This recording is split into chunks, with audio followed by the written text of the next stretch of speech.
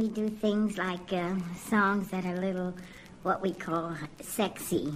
You can see from the title, it's more of a love album.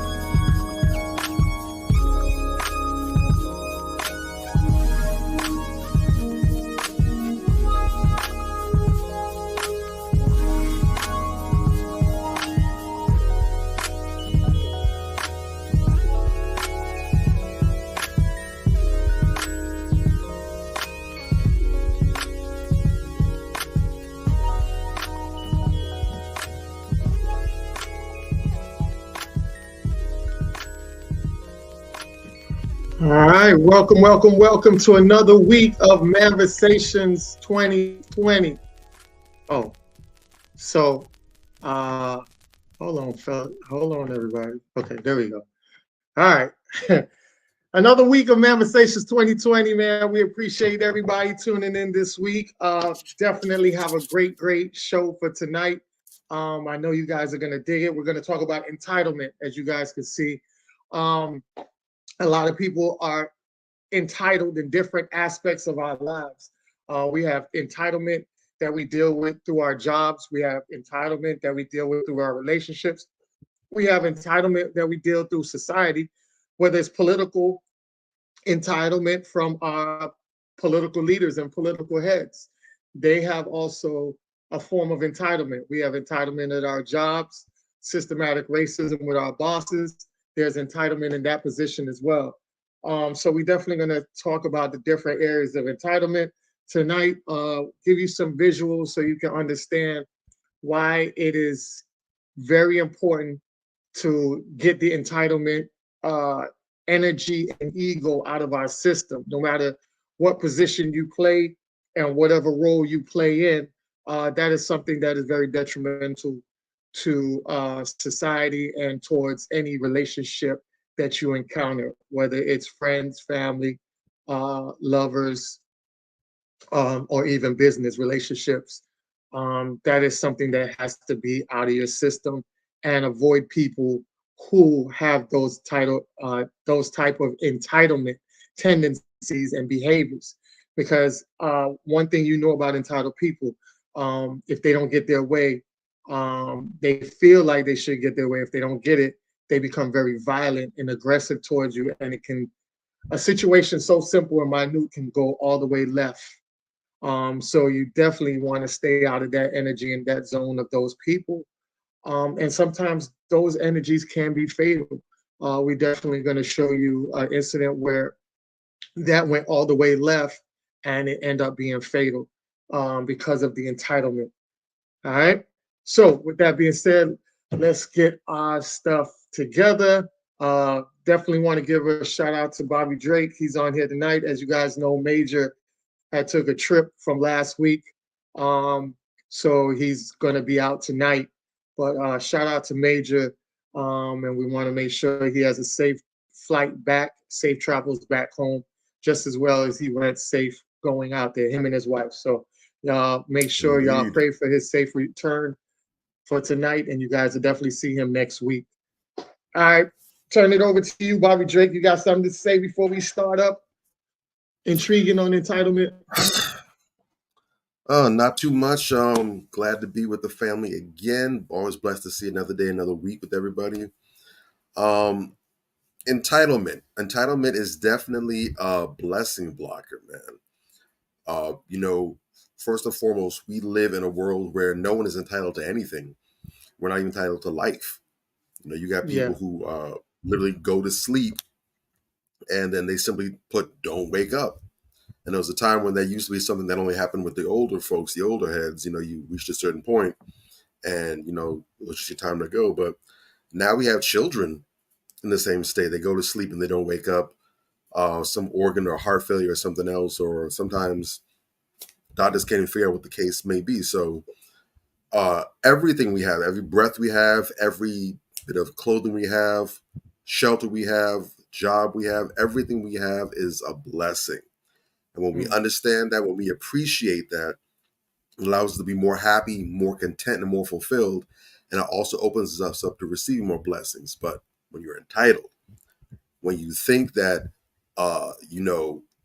what you have is what you're supposed to have, and what you don't have is what you're also supposed to have, not only does that shut you off from a spiritual perspective, but also that's a turn off from other people as well, because they see that you're someone that will take what they do for you, what they give to you for granted.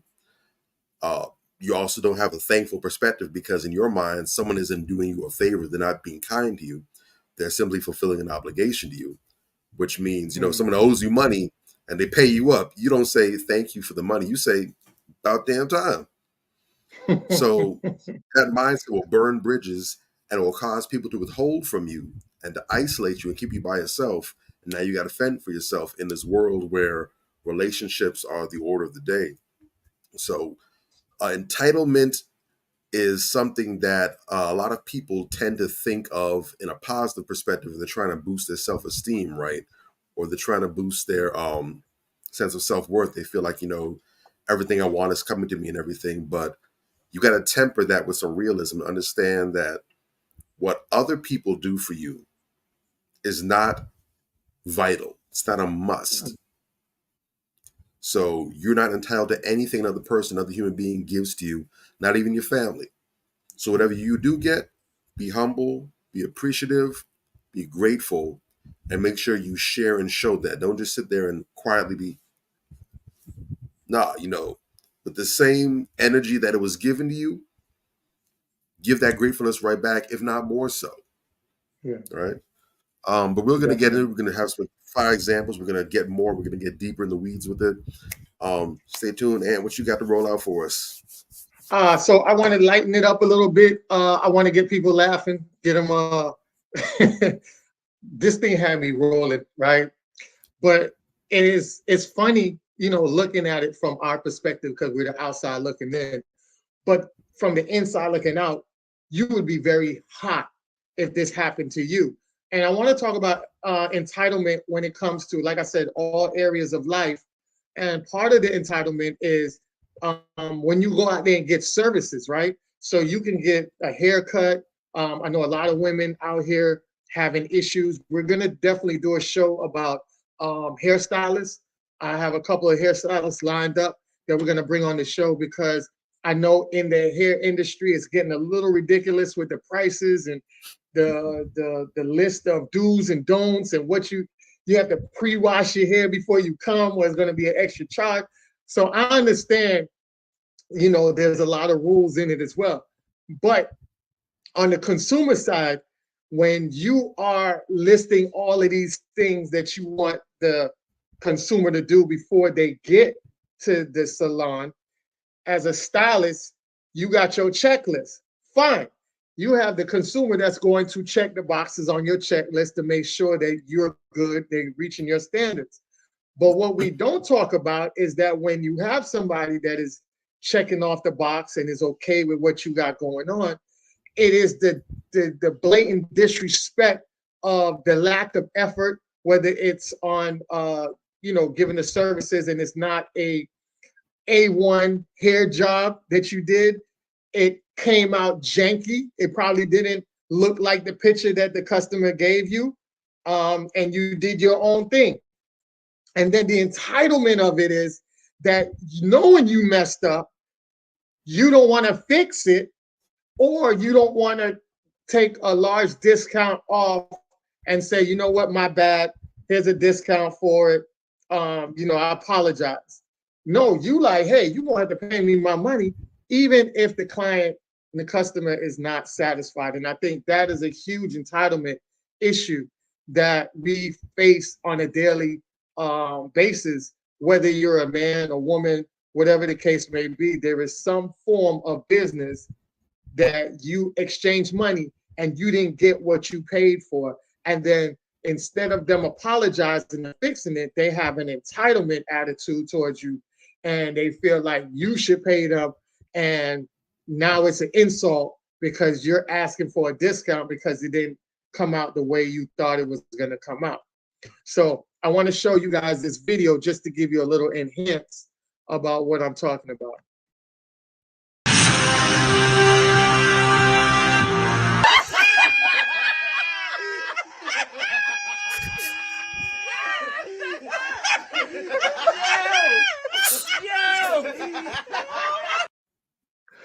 So I got to run that back again. Hold on. That was hilarious. So y'all pay attention, right?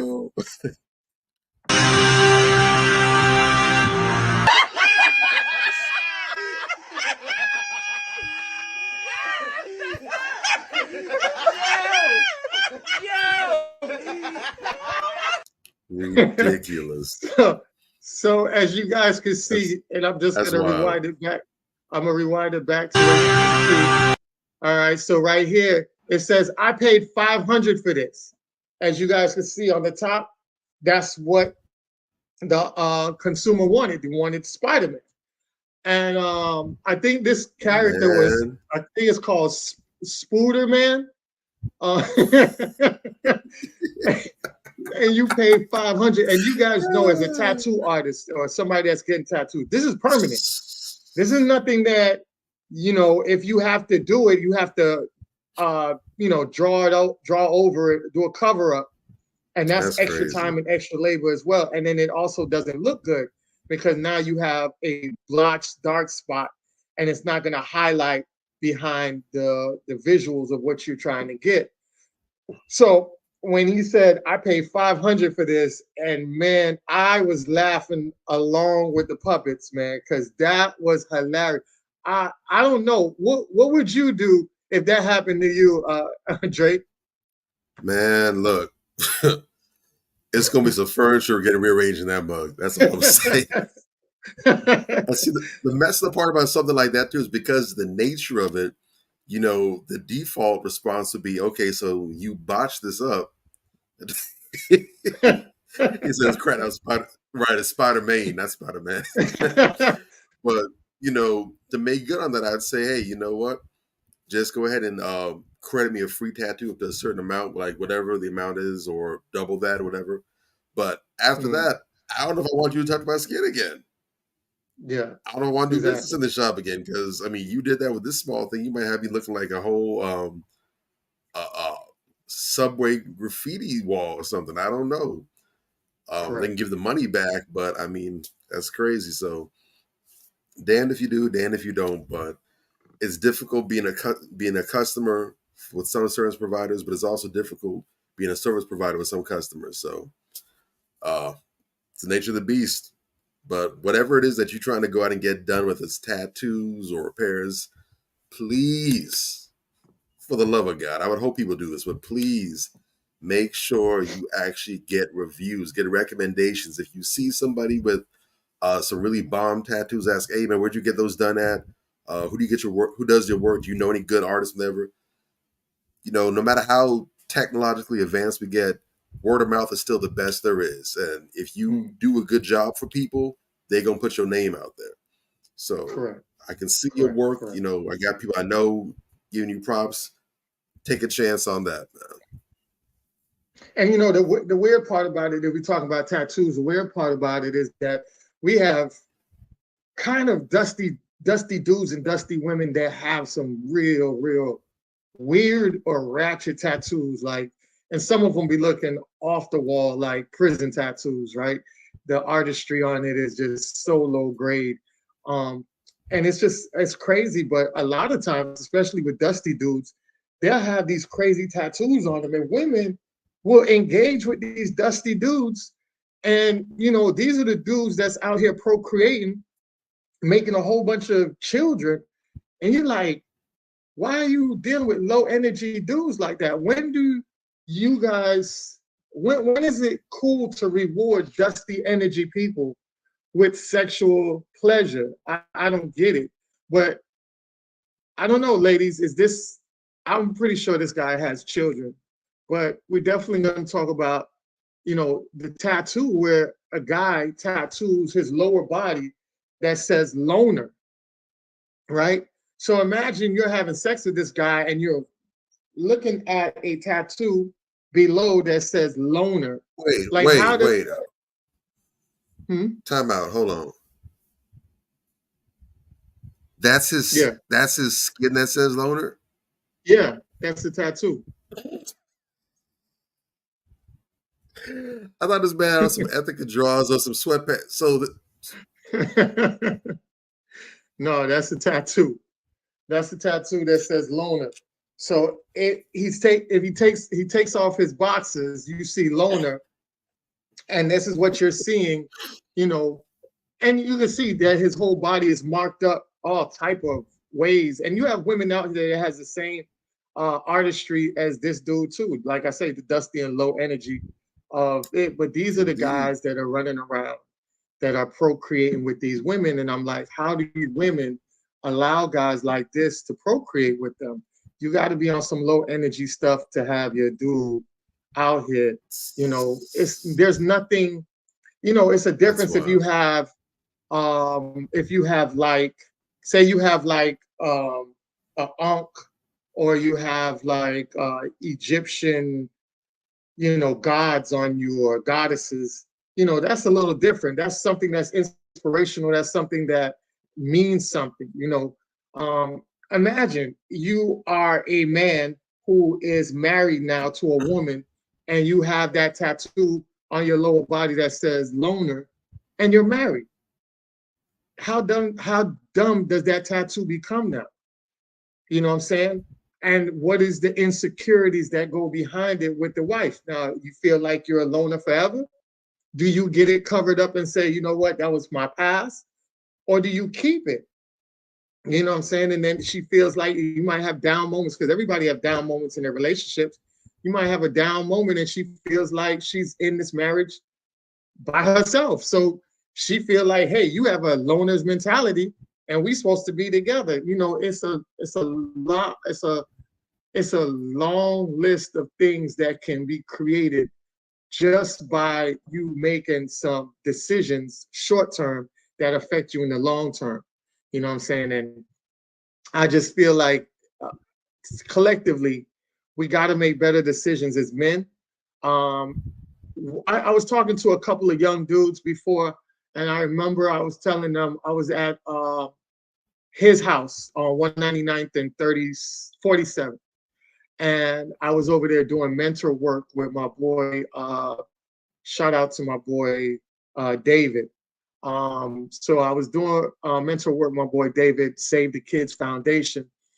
And we went over there, and while I was over there, I was talking to the young kids in the building, and they were asking me about tattoos and goals in their mouth. And I said, I had goals in my mouth. I had an 8-pack to the bottom, right? And I was out here with an 8-pack to the bottom, but guess what? My goals were pullouts. So anytime I felt like I was tired of having goals in my mouth, I could pluck them out and throw them away, discard them. As you can see now, I don't have goals anymore. You know, that was a phase. That was a phase in my life, and that's why I tell the young adults, like, I'm not here to hinder you from being who you are and how to express yourself. I'm just going to tell you how to do it in the right way. And the same thing with the tattoos. I was telling them about what's his name, Trick Daddy, and I said, you know, Trick Daddy messed up a big bag because Trick Daddy had tattoos all on his body. This was before everybody, the Lil Waynes and everybody was getting facial tattoos and tattoos all over their body. You know, you're talking about the 90s, 2000s, right? And Trick Daddy had, when he came out, he had tattoos all on his arms and everything. And Polo, because, you know, if you listen to Trick Daddy, he always was giving Polo free advertising. Matter of fact, I think Trick Daddy is responsible for all of the polo wear down here in South Florida, because every time you listen to Trick talk about polo, we was going out there to get polo, because one of his songs was how that song go again? It was about like, shut up. Shut up, right? Like, and I hope you know they polo. Yeah, exactly, right. So you would wear that, and then you play the song, and then you would sit back and be animated with the song because you had on polo, right? And I told them, I said, you know, he lost a big bag because, as you guys know, Ralph Lauren and all these other the Tommy Hilfigers, these major white corporations with these white heads really cater towards their own people, but they love money regardless of where it comes from. So even though he had a big pulling with Trick Daddy, and Trick Daddy was putting money in his pockets, he wanted to advertise with Trick, but the thing about it is Trick had tattoos, and that's what I heard the story was. Trick had tattoos that were not hidden. So as you know, polos have short sleeves, right? So those were the hot polos, were the short sleeve polos, not the long ones, you know, because we don't, down here in South Florida, we don't do wintertime like that. But we had the short sleeve polos. And then, so to put on that, he would expose his forearms that were tatted up. And that was at that time in the early, you know, in our early eras, they weren't comfortable enough to sit back and advertise Black people in that thug-like image, wearing their outfits. You know, that wasn't something that was marketable. So I told the children, I said, look, I don't have any problems with you guys getting tattoos. Just do it smart. If you're gonna get a tattoo, make sure you get it where you can hide it. Like you could get a tattoo up here on your forearm, on the side of your arm, and then you have your shirt that goes over and cover it. You can get tattoos on your chest. You can get a tattoo on your back, because at the end of the day, once you pull the shirt over, everything is covered, you know. And they were like, "Yo, that's smart." And I was not condemning them. And that's one thing, when you talk to the youth, they don't want you to condemn them like that. You get more out of them when you give them solutions to what they want to do, and do it in the right way, versus Right. saying, "Oh no, you're a bad person and you shouldn't have that, and thugs have tattoos and all this other stuff," and you discourage them, and they're going to go out and go do it, and then do it the wrong way. So I was always teaching them how to do it in the right way, and it ended up being beneficial to them, because I ran into a couple of them, three of them that I talked to, they got out of the game. They were no longer um, Crips. Three of them were members of the Crip while they were in the facility, and after talking to them, they got out of the game and they changed their lives, because That's what's up. I came up there with my dreads, and just looking like a regular person that looked like them, and the knowledge I was just giving them, they was like, "Yo, I could be like that too. I can have the knowledge and still look the way I look. It's how you carry yourself, how you conduct yourself." And they grasped onto that. They picked up on that, and they're doing fine for themselves now. So like I say, everybody um, doesn't understand that you don't need to be this big, impactful leader on the masses. Just be impactful for the people that surround you. And trust me, just doing that in itself will have major impact on the masses later on down the road. Because now I took three individuals that were gangbanging, taking them off. Now you have three individuals that's not terrorizing everyday people, robbing, stealing, or causing harm, or affecting somebody in a negative way that would make them fall into hard times as well. So already I just broke a chain reaction of bad things to happen by converting three guys over back on the right side of the track. So just those small victories is huge on a mass level. So, Yeah. I just try to tell people that's what you need to do, and that's the direction you need to go. No, that's absolutely correct, man. And to be honest, it's one thing to aspire to be a leader on a big scale. What's going on, Miller? Blessings, blessings. And it's one thing to aspire to be a leader on a big scale, but you don't understand. To get to a point where you have a wide following, you have a whole lot of eyeballs on you. In most cases, you have to make a lot of sacrifices to get to that point. A lot of compromises. So because you have to understand, when we don't have or control access, when we have to go through other people to get to certain places, you know, everything is quid pro quo. It's give something to get something. These people aren't going to just go ahead and let you get up on their platforms, use their resources and their outlets, whatever, just from the kindness and goodness of their hearts. Oh, you're such a good person. I'm going to let you go ahead and have free airtime so you can go. It don't work like that. For a number of reasons, for some sinister reasons, well, too. But in a lot of cases, these things have a monetary cost to it as well, because electricity ain't free, internet ain't free, materials and the cameras and microphones, whatever, even print, if it's in paper, whatever, paper isn't free. Everything has a price tag to it, so you got to offset some costs, and you might be able to look the other way on some things, but not on other things. And that's just in that perspective. Now, in terms of what people want you to do in other ways, to bow down and kiss the ring, what have you, that's a different story. And by the time you get to a point where you're able to get on that platform, you've probably done so many things that have taken you off your path. You've probably come along and said yes to so many things you should have said no to, that when it's time for you to go and make your presence and make your impact felt, you're unrelatable at that point in time. There's too much dirt on you, so you can't speak freely. Or people who know you and know the deal know that you ain't really about what you're talking about. And so it's just very hard to move like that. But when you're at a smaller local level, you're just trying to reach the people around you.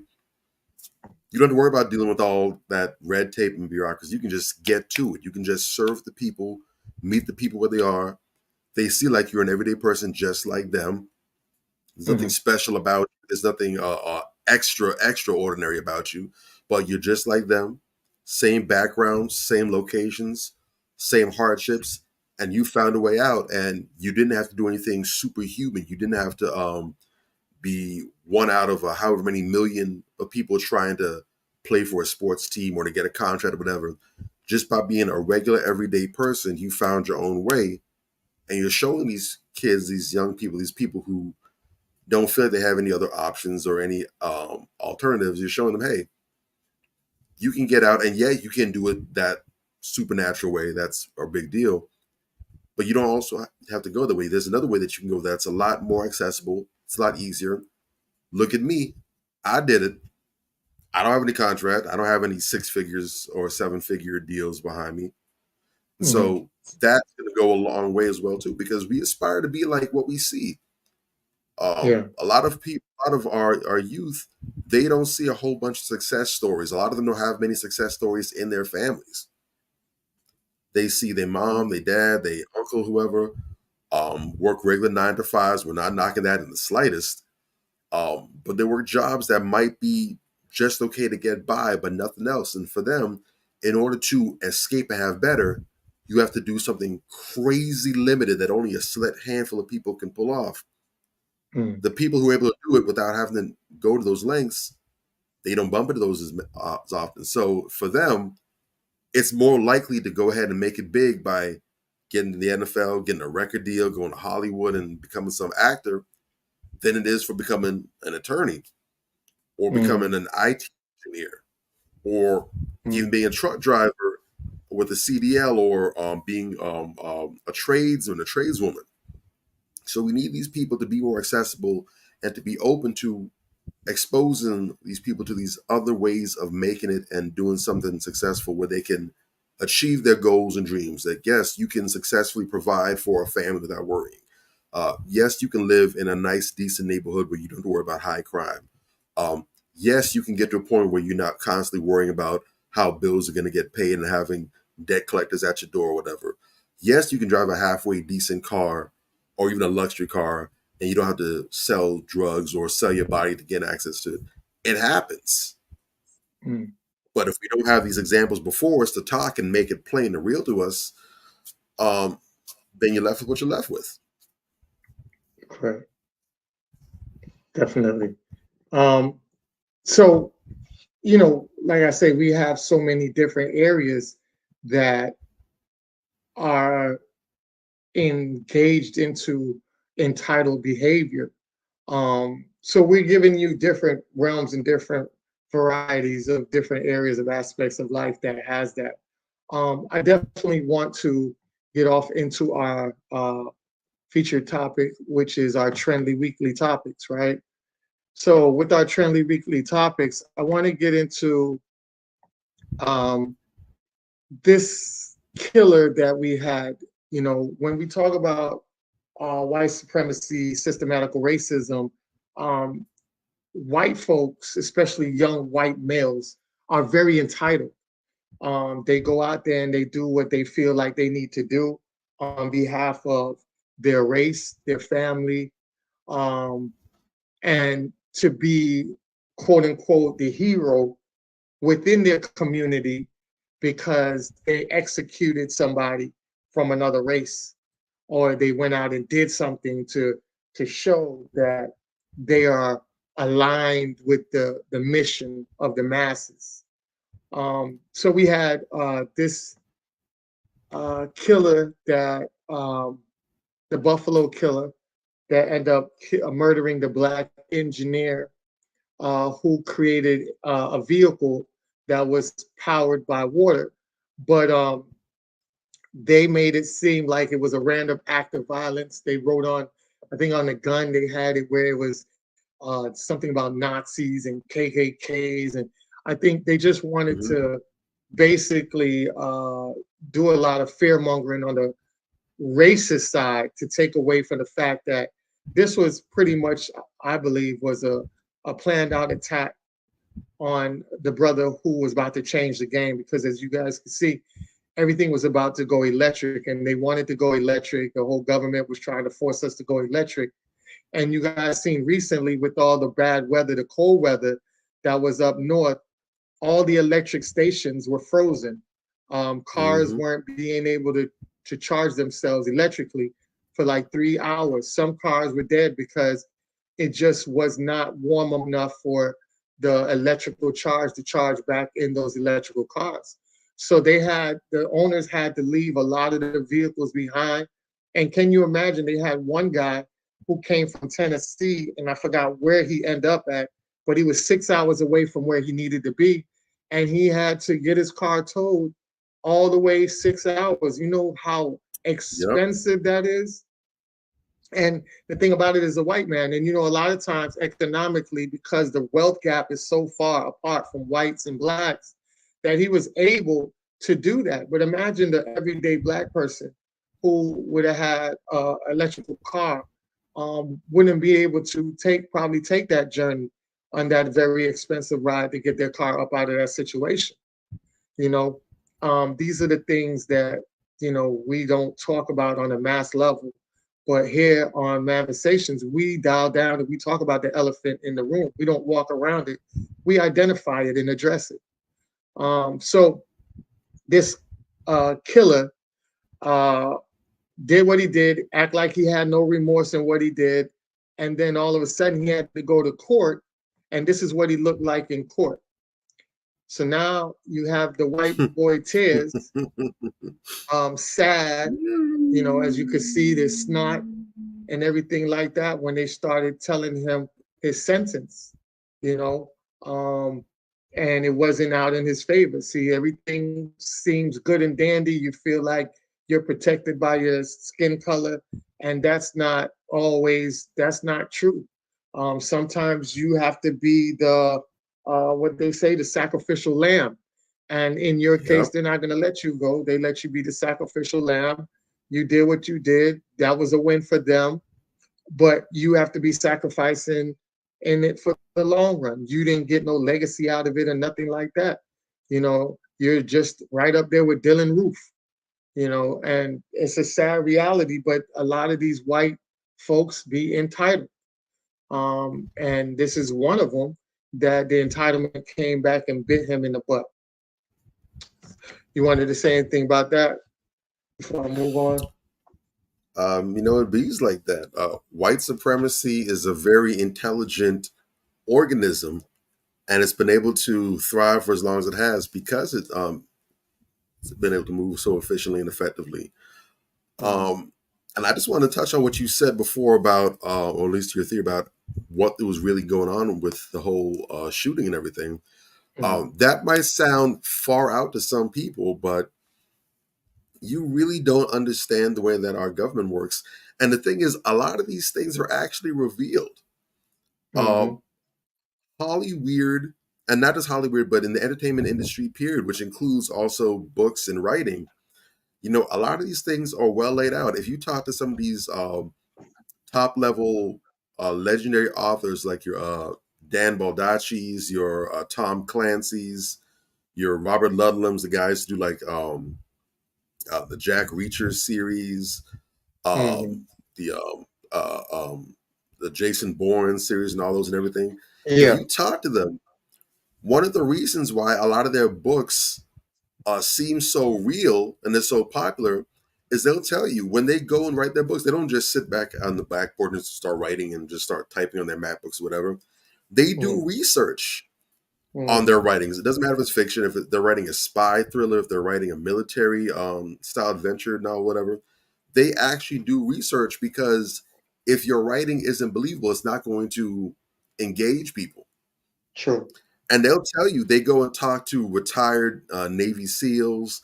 They talk to Air Force paratroopers. They talk to people that served in the Mossad, in the British SAS, whatever. They go and they get information and they get details. Hey, does this sound authentic? And they'll do correction and they'll be like, no, no, no, this wouldn't happen in this kind of setup.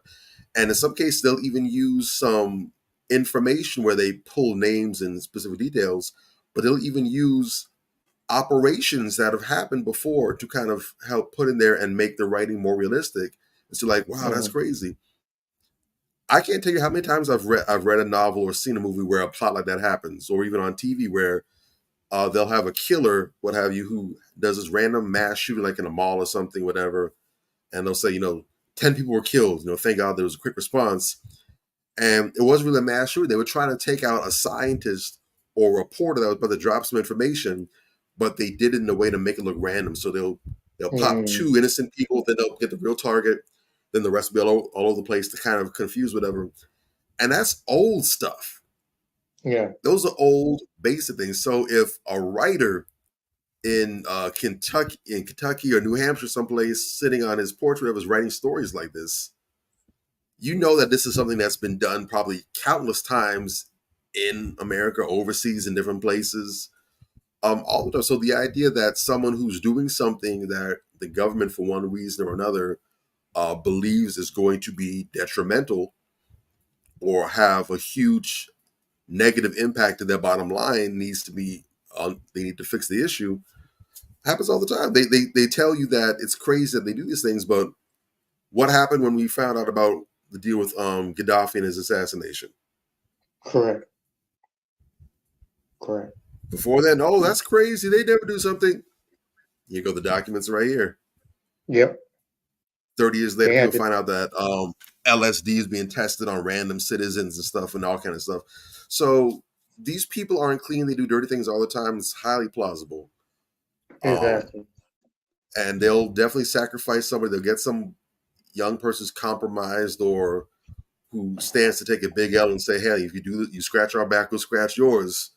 Mm-hmm. And then they go and do the deed. And then when they're expecting, hey, you going to bail me out? Nope. Yeah. Throw the book at them. Exactly. So this is everyday life, bro. This happens on a large scale. And because we're regular civilians, most of the stuff will never reach our ears, will never reach our eyes. But these things happen all the time.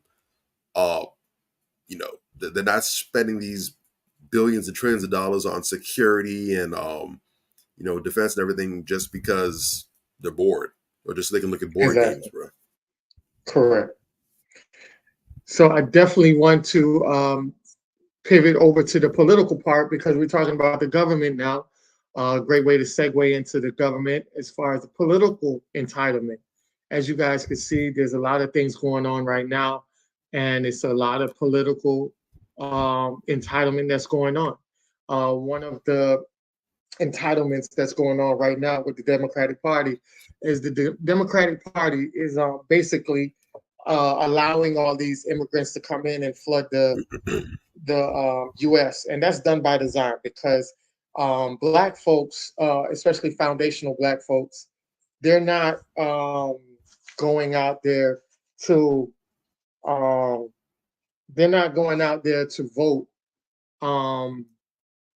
without any tangibles on the ballot. So they notice, like Bobby said, these people do research, and they notice that the numbers are plummeting because Black folks are waking up now. Black folks understand that when I'm giving you a vote or am I going to vote, I need something tangible in return, not the symbolic things that we've been doing for the last century. So all of that doesn't work anymore, So now that they have that in place, they want these immigrants to come over to basically bribe them to vote in their favor to help them win the election. Because, quote unquote, the Democratic Party is very contingent on Black votes, even though they tell you that they're not, but they are. They're very contingent on Black votes. So they have to make up the mass loss, and that's what they do. They bring these immigrants in. Now they sit back and they tell you, like Eric Adams up in New York and all these other mayors in different cities, that's telling you to house the immigrants, let them stay with you and your family and everything like that, and just do it on the love and on the strength of being an American, having empathy. But at the end of the day, the U.S. citizens are the ones that's being forced out of their situations, out of their livelihood, getting readjusted without being compensated in return for it, And then you have stories about a lot of these immigrants are coming in and robbing and stealing and doing some crazy, crazy things you know. And the thing about it is when that happens, they're unaccounted for because they're not registered in the system. Remember, they're basically ghost walkers because nobody knows who they are. They're coming from another country, so they're not documented inside of the US. So they're pretty much free for all to do anything, because if they jump in a car right now and wreck the car, and then they jump out the car and leave the car, nobody knows who is driving because they're not registered in this system. You know, they don't have a driver's license or anything like that. And guess what? The person who got hit, they're going to be shit out of luck, you know, and that's what happens. So, in this report, they saying NYC students forced to stay home after migrants took over their school gym used as a shelter. And as you guys know, the homeschooling system is not a system that is proof, right? It's not 100% proof as far as getting education the same way as you do when you go to a school. There's none of that. So a lot of these children are going to be they're going to feel the effects of this, because they're not going to be able to be in a hands-on environment with the teacher. Everything is going to be over Zoom. And as you know, a lot of people don't have great connection. A lot of times when people don't work good at home, a lot of our children, they'll be distracted at home. They feel too comfortable in their environment, and they're going to be lackadaisy when it comes to working and doing studies and stuff like that.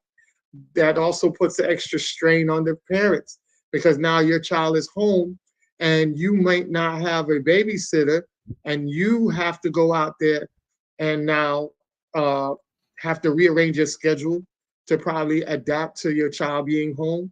Or you're going to have to come up with different arrangements, maybe a friend or family that can help you out with the child during that time, you know. And right now, where the economy and everything is so tight, you know, it's a strain.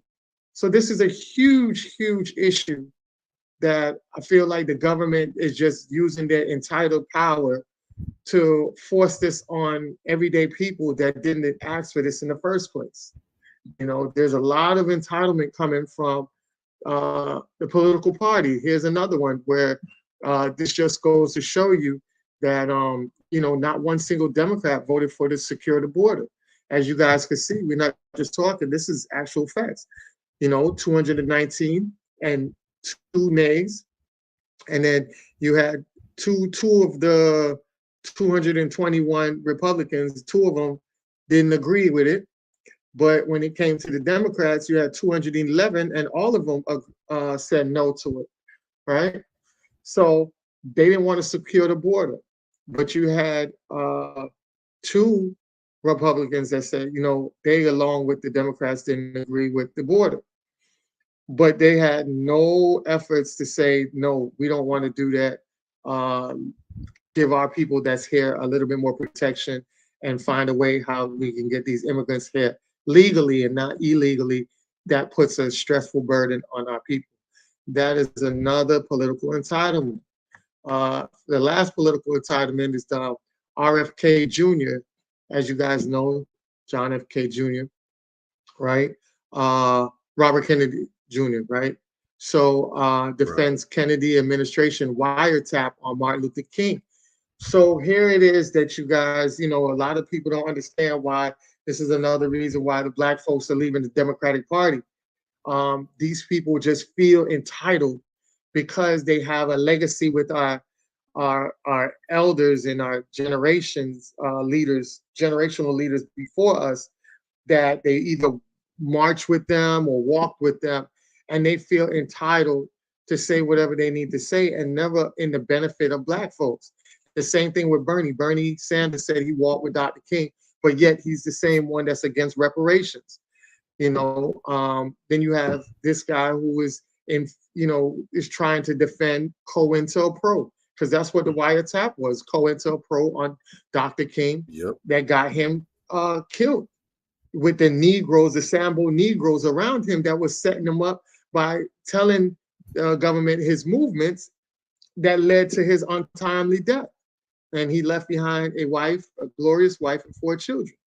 You know, these are the type of stuff that are set up, and these are the type of entitlements that end up being fatal to somebody in the long run. And I remember I asked that question earlier, that if the entitlement leads to some type of fatality, you know, how bad is it? you know, so yes, these are the three that I wanted to highlight with the political entitlement. And I turn it over to you, Bobby Drake. There was one other thing that I had meant to kick your way earlier. I didn't have a chance because I couldn't pull it up. Yeah. But Mhm. in addition to that, uh, what didn't get a whole lot of play, and it did in the right wing circles, and even though I advise people to tread cautiously in those conservative circles because that's a very weird rabbit hole, but it's Yeah. always useful to keep your ears to the ground on either side or in all the different sides because, broken cloud moments is still a thing. Mm. What was very quiet, and you haven't seen it on CNN or any of the mainstream news outlets, is, but quietly is kept, there's something that was put out recently and which is come into law as of this year, which is House Bill 3751, House Bill 3751. Mm-hmm. And the significance of that is this is a new bill. Now, we know that for the longest time, the Democrats have been trying to get all sorts of perks and benefits for illegal immigrants in this country. And regardless of how you feel about that, the conservative Republicans have been doing a good bit to buck back and to push back against that. But there's a bill that was issued in Illinois, the state legislature, Mm-hmm. House Bill 3751. And basically, to summarize it, it allows those who are illegal immigrants, the technical terminology is eligible non-U.S. citizens in Illinois, Mm-hmm. to become police officers. Mm. So this is an illegal immigrant. This is someone who they might have a work visa, but this is still very much a person who is not of the country, ignorant in a lot of cases of the cultures, the back issues, um, really not part of the communities that they're in. In many cases, they have other ties elsewhere because, a lot of people that come over here with work visas, primarily they do that Mm-hmm. so they can provide for their families back home. So, Correct. their attention, their priorities aren't where they are. Their mind is back elsewhere. They have split loyalties. It's supposed to be the reason Mm-hmm. why those individuals are ineligible for running for office like presidency. Correct. But these people, right, are able to be in these communities, and this is in Illinois, Mm-hmm. but they're able to serve these communities and serve as law enforcement officers, as cops. Correct. And mind you, this is something that was allowed to happen in Illinois, home of Chicago. And this isn't a Mm. Republican state. This is a blue state. This is a liberal Mm. state. Exactly. So when you have Chicago and Illinois and a couple other places that have been known for the longest time as the default stereotypical mecca of all things black crime in this country, right? Mm-hmm. You know that you're going to have most of the law enforcement jobs and vacancies in those areas in Chicago, especially in the black areas, place where you might not have a whole lot of people willing to serve as police officers. You're going to have these people that have no ties to the community. Mm-hmm. Many of them, again, the funny thing is the Democrats have enabled this, but most of these illegal immigrants, they have conservative values and conservative ties. So they're going to be getting their opinions and information and knowledge about these areas from right-wing media. So that means they're going to have the same negative viewpoints and perspectives of the citizens they're supposed to be protecting and serving as individuals. You basically have a whole bunch of your um, Betty Shelbys, your Mm-hmm. Daniel Holtzclaws, your Daniel Pantaleos. Some of these names should sound more familiar than others, but these police officers who have unjustly murdered and terrorized black citizens extrajudicially, you can have a lot of these people who have these perspectives thinking that this kind of behavior is okay and justified working in these areas. Yeah. And this is going to be a huge blessing for them because when something inevitably goes wrong, they can stand back like they always do, take the hands-on approach and say, well, you can't blame this on racism. This wasn't a Correct. white officer. This was another minority. Correct. This is minority on minority crime that happened. And they can Yep. also, here's how wicked they are, this will also enable them to throw the book at these officers. They can do whatever they want. They can go ahead and throw them away for a bajillion years, even give them the death penalty for these murders if they want to, and say, well, see, we are taking the threat of police brutality serious. See how we threw the book at them? They're not going to touch the white officers. Yeah. But they will touch the ones from other places. Because remember what happened in Minnesota? You had Philando Castillo, right? Law-abiding I thought you were talking about citizen. Daniel Holzclaw. No, not was he in Minnesota too? I can't remember. I think he was up that way, if I'm not mistaken. I think he was somewhere in the Midwest too. I don't know if it was Minnesota, but I know he was somewhere in that area. But you had almost cut and paste circumstance. What happened? You had Philando Castile, law-abiding citizen, who was in the car with his girlfriend, his fiance, and their child. Legal gun owner, had a concealed carry permit and everything. He had a license to carry his firearm. He was responsible the whole step of the way, and was still put down like a dog right there in front of his family. And they said the classic, well, it's because we feared for his life. He had a gun on him. We didn't know what was going to happen. They reacted to preserve their lives. Right? That's what was said.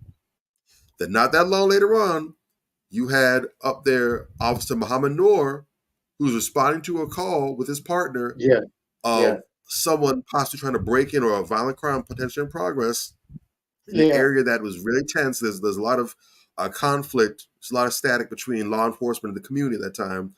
And so they responded in a dark alley. He's in there with his partner trying to figure out what's going on. And the white lady who called, is Australian, she pulled up, didn't announce herself, was banging on the cop's window. Officer Muhammad Noor, Somalian, fired out the window trying to protect his partner.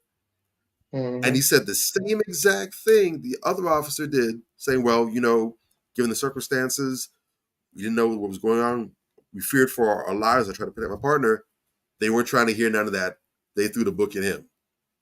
Exactly. And then, of course, they can say, well, see, we are dealing with injustice. We're not just slack on crime. We definitely take this very seriously. And that's what they want to be able to do. So now they have they're starting to usher in a whole expendable workforce now that they can claim they're taking the right steps on. Meanwhile, they're protecting theirs. Exactly. And these people coming in ignorant of this stuff too, because they have no understanding of this. They don't understand these concepts like we do, because again, they're not from here. Exactly. Well, that's why he got burnt, because he was actually a black man because of his skin color. He was a black man that killed a white woman, versus a white guy who was really technically Hispanic and white that killed a black citizen who had no criminal record. And it just goes to show you the very unbalanced and disconnect / unjust system that we have that is geared against us. It's, people say the system isn't working. The system is working because the system was designed to do this. We have to be the one to break the system and construct a system of justice. This system was already on an unjust system from the day it was built, because the people that built it had built it on the premises of racism. The jails were there for the black folks. It wasn't there for the white folks. It was there to house the black folks. So, precisely. A lot of times people don't look at it in that way until that, what they say is till it hits their front door. So I did the research on what you were saying, and I pulled it up right here. So this is the bill, and it amends to Illinois Municipality Code provides the individual who is not a citizen but is legally authorized to work in the U.S. states under federal law is authorized to apply for a position of police officer, subject to all requirements and limitations other than the citizenship to which other applicants are subject. Effective January 1st, 2024. So it just got in effect this year, 12 days ago. What we on? We're on 21 days ago. Top of the year. Yeah, top of the year. First of the month. Exactly. It amends the county's code, provides that the deputy sheriff or special policeman may be an individual who is not a citizen but is legally authorized to work in the United States federal. Provides that individual who is not a citizen. Okay, so we're just saying the same thing. What's the last one? Replaces everything. Enacting clause reasserts the provisions of the engrossed bill and adds that the individual against whom immigration actions has been deferred by the U.S. Citizenship and Immigration Services under the federal deferred action of childhood arrivals, which is a DACA process. It allowed to apply for position of police officer, deputy sheriff, and special policeman. So those are elite. That's not just regular police officers. That goes up the ladder. You know, when you talk about special policemen, then you talk about special forces. You know, that could be what's that? SWAT. They could be joining the SWAT. Absolutely. Deputy sheriff, that's a high authority. You know, that goes all the way back to Bass Reeves days, and that's a phenomenal series that I wish a lot of people go watch with Bass Reeves. But it's super dope. But this is scary, and when I'm gonna tell you why this is scary, because people don't like to line things up. But imagine that you have immigrants. Remember, Asians are immigrants too. So now you have Asians who are undocumented that come in with these special, you never know, they might have been police officers in their own country, right? And they come over here, and an Asian now becomes a police officer. And guess what? That Asian officer now has protection, because guess what bill that Biden passed along with Kamami that gives them protection? It is that anti-crime hate bill against Asians. So if I sit back and I get harassed by an Asian cop and I defend myself, now I get hit with a, what they call that again? I get hit with a racial charge, right?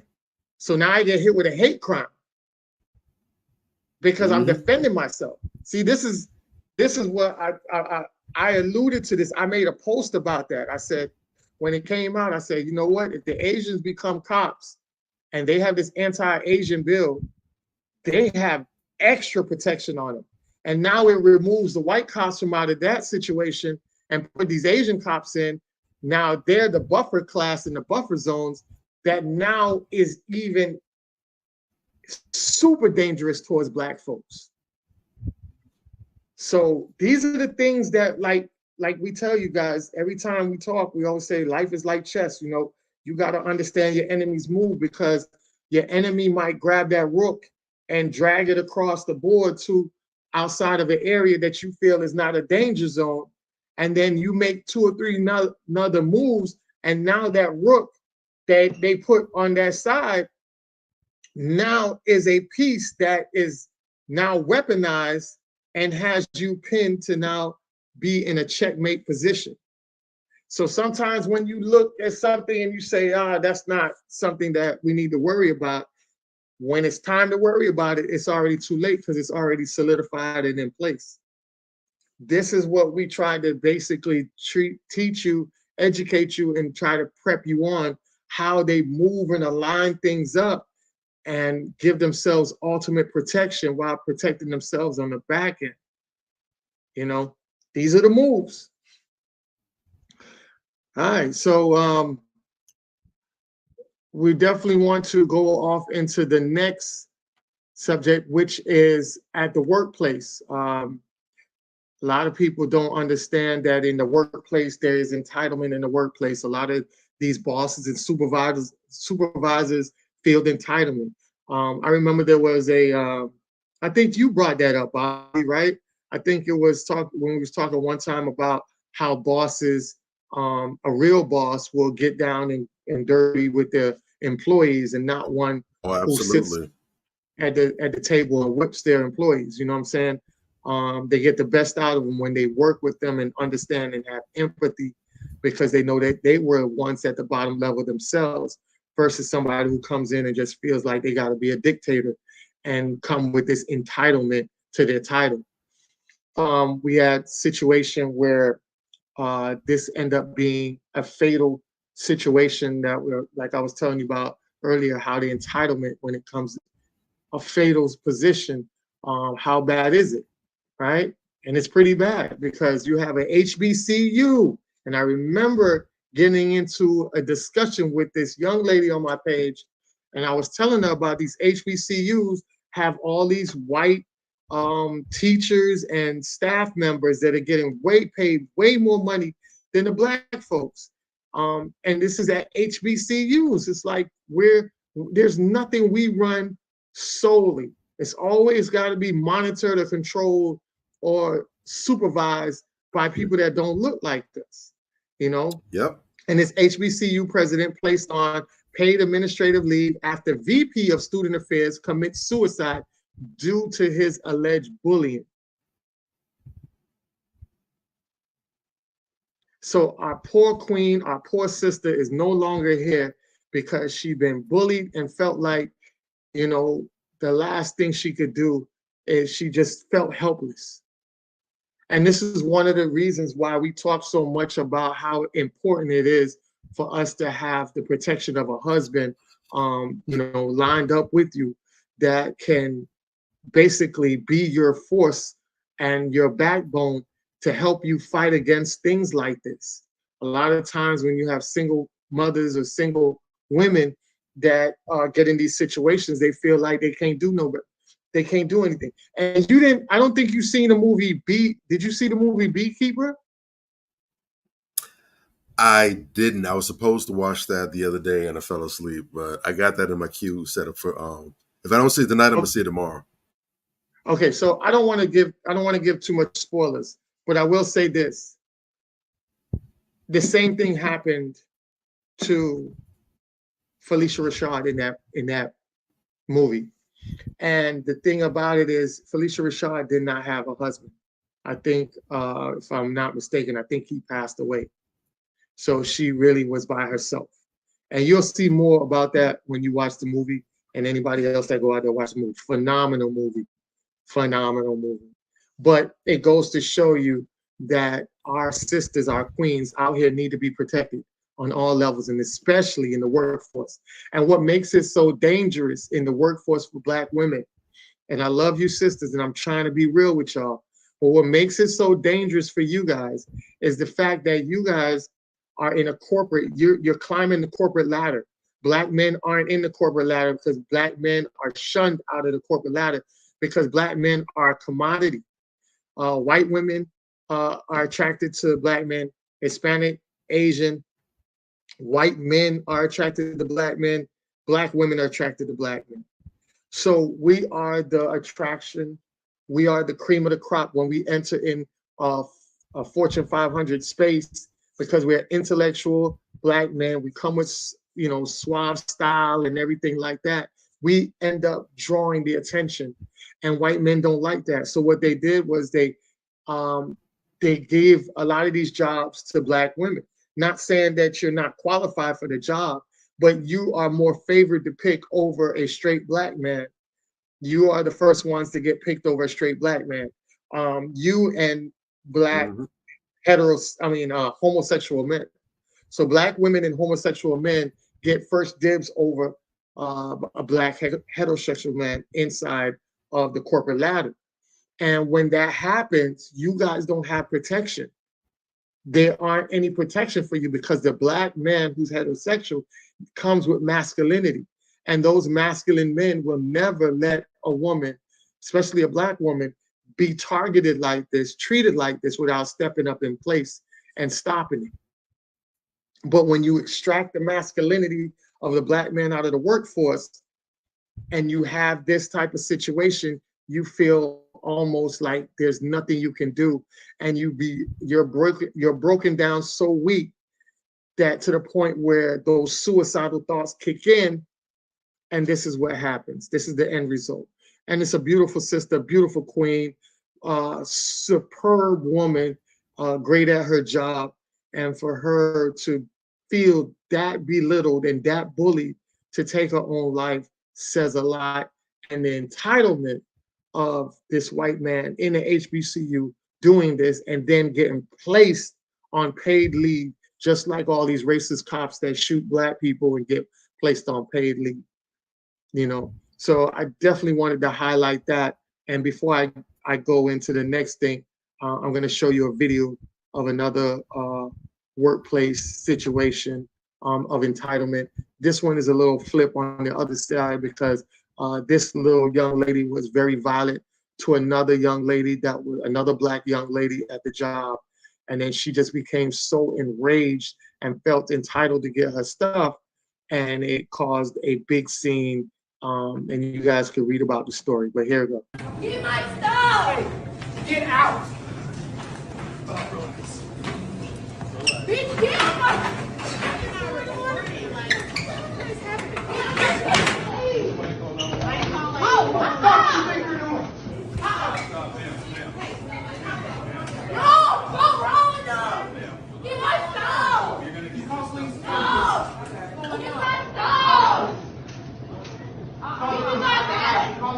Call the police.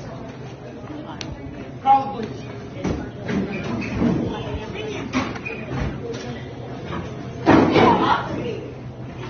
Hold on, let me call the Somebody's on the phone with the police, right? Somebody's on the phone with the police, right? Yep. Yeah, I'm on the phone with the police.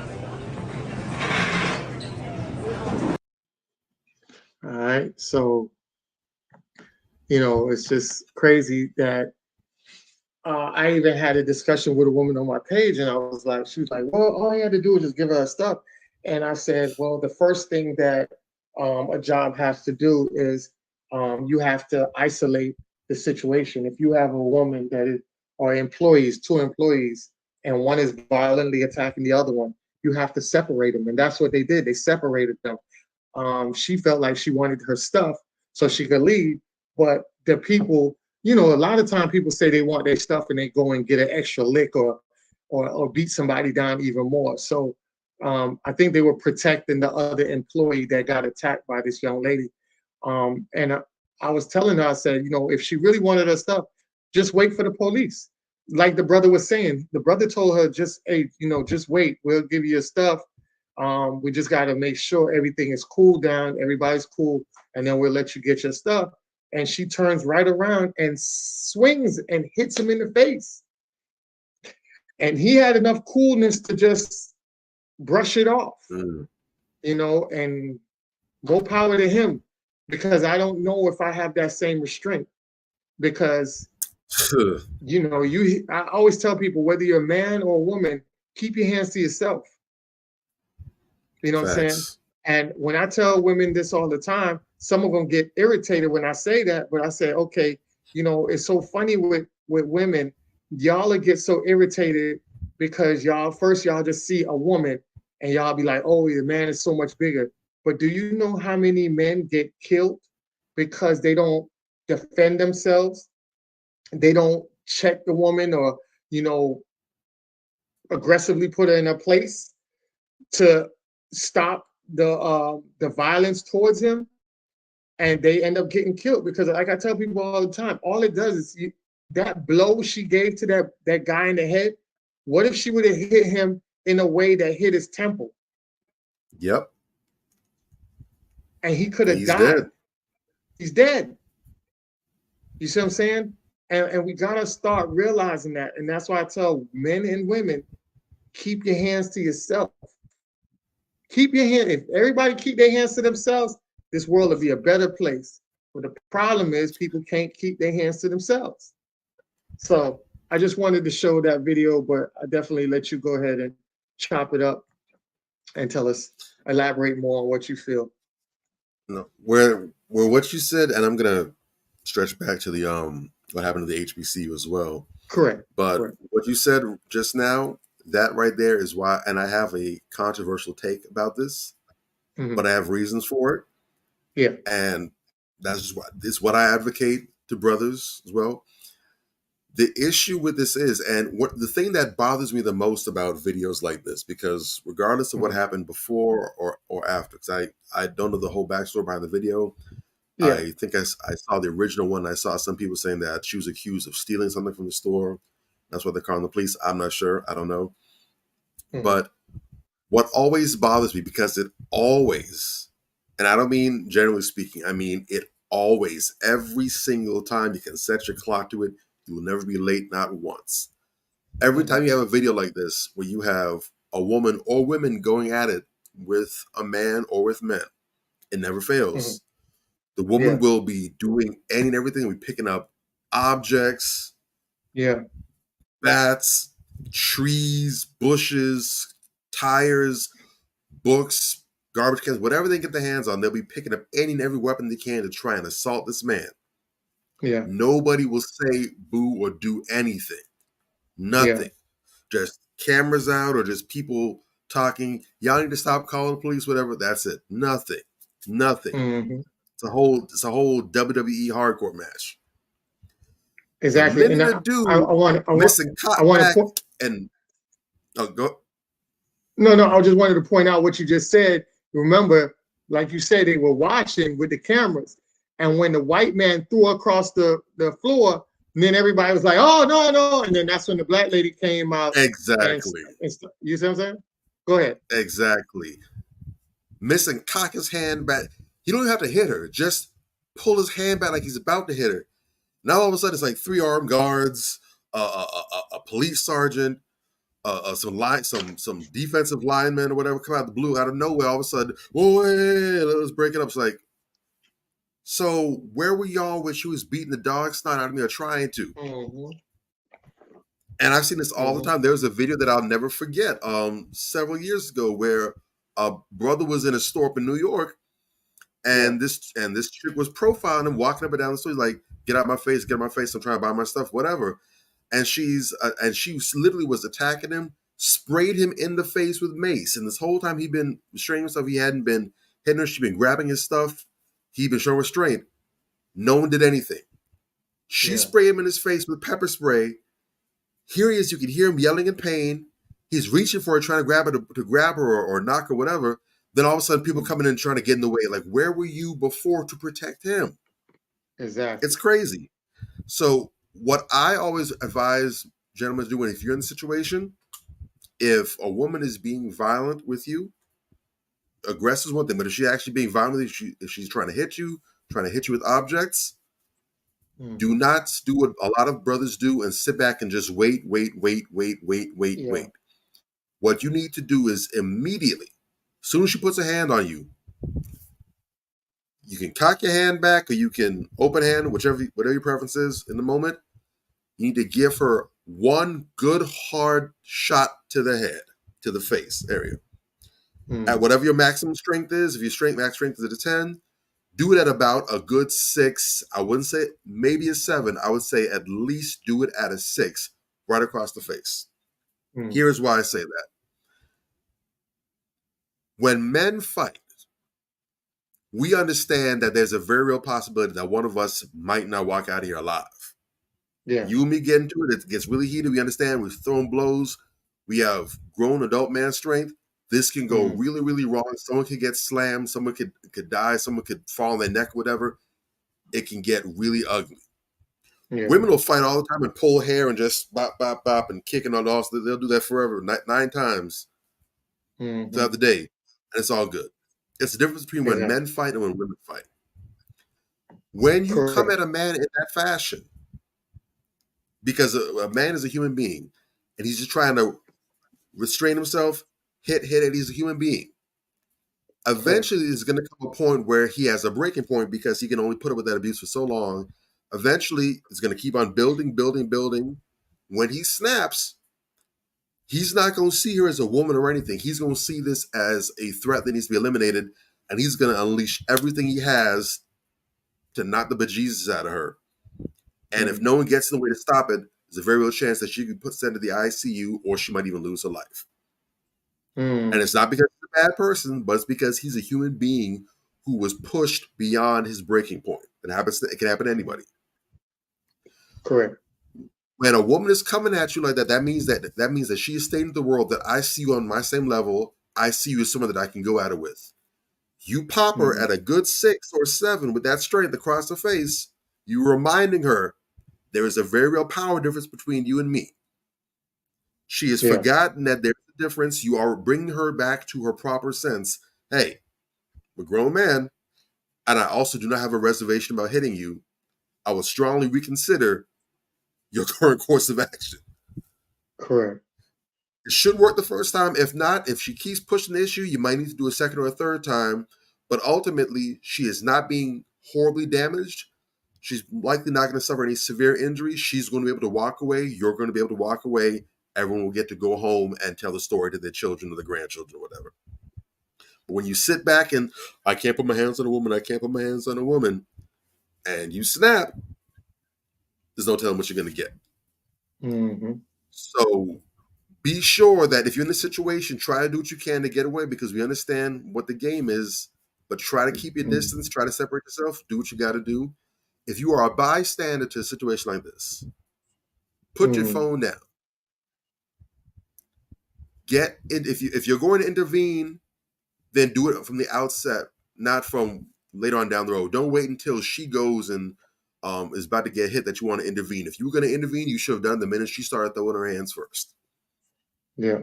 If you're going to be a bystander, be a bystander. If you're going to get involved, get involved. But no special rules for her because she's a woman. That's crazy.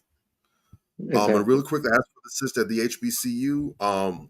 Condolences to her and her family. This is crazy because this could never, and I mean this could never happen at a PWI. You would never see, first off, if you were to even miss and get a black male or female president of a PWI, that would be a huge deal, number one. Exactly. Especially if it was an Ivy League. And number two, to be bullying a white subordinate on the job like that, it wouldn't matter if it was the janitor. Yeah. You would have 2, maybe 3 good time stops to go and say something sideways, and they're coming for your whole career, profession. You're not just getting let go from the university. You banned from academia, period. Exactly. You will never be able to, you won't even be able to go work at a trade school. You ain't ever. You won't be able to even be at one of those whatchamacallit, the schools where they have the kids that have the vocational. Not the vocational, the ones that typically they're the real rough kids, the violent or the not reformative schools. But, yeah, I know you're talking about. But yeah, you know what I'm talking about. Yeah, I know you're talking about. You won't even be able to work one of those joints. Yeah, but alternative schools. There you go, alternative schools. You won't even be able to get a job there. But this just goes to show how the power balance between us is so grossly negative, where you could be at a whole black institution where you should feel safe among your peers, and you basically got a plantation overseer who could drive you to commit your own suicide. And I'm sure from the looks of that sister, she was probably all into education. She's probably very well credentialed, very accomplished. She strikes me as the type where her job is her passion. She has a passion for education and helping students. So basically that school likely was her whole life. I'm pretty sure she had a husband. There's no way that would have gone down, because ain't no man going to sit back there, and especially letting a white man come at his wife like that. That's going to be a problem there. Exactly. So she likely had nobody. That school was her family. Her job was her life. So basically she was being bullied in her safe place. That was her castle. Exactly. Right. Exactly. This need to constantly have these people in our circles Now, I don't mean I in agree. our general areas. I'm not saying that everything has to be necessarily isolated. I wouldn't mind that at all. But it's an HBCU, for God's sake. Yeah, exactly. If not there, then where? It's in the name. If we can't even have that for ourselves, what can we have? And this is why. This is some South Africa type nonsense. You got a whole entire blonde haired, blue eyed white man as the president of a historically black college and university with black Mm, students, with black faculty being able to operate in this manner. And, exactly. we really need to be intentional about the spaces that we have and properly gatekeeping them. Hmm. I know, I don't know if he borrowed the quote for anybody, but I remember Jason Black said a long time ago, and that's always Hmm. stuck with me. Uh, you can be a rich and successful white person and not know a single solitary black person Exactly. nowhere around you. You can make it all at the top without ever having to encounter or deal with a single black person. But as a black person, Correct. you cannot become rich and successful without having to deal with white people at some level, whether it's your banker, your attorney, whether it's business Hmm. partners, a network, or whatever. At some point, you have to go and deal with a white person. And more than likely, it's going to be multiple people. Exactly. Um, I we agree. got to be mindful about preserving these spaces and understanding why we're doing this. It is not a sign of great strength to show, see how we're able to bring others among us. That's not a great sign of strength. Great strength is being able to be insulated. It's you and your own, and you're still able to thrive and get everything you need done. Black Wall Street was powerful because we were self sufficient. We literally were self made. Hmm. Nobody did anything for us. We had our own hospitals, schools, Hmm. movie theaters, transportation. We were in charge of our own. I want you to think about all the things that goes into actually having a city or having a Correct. township. The utilities, the electricity, the plumbing and sewage, the drainage, infrastructure, construction, everything. No white people were doing anything for these towns and these areas. It was Correct. all black everything, and they were able to do it at a high level that exceeded even neighboring white townships where they got jealous and acted against them.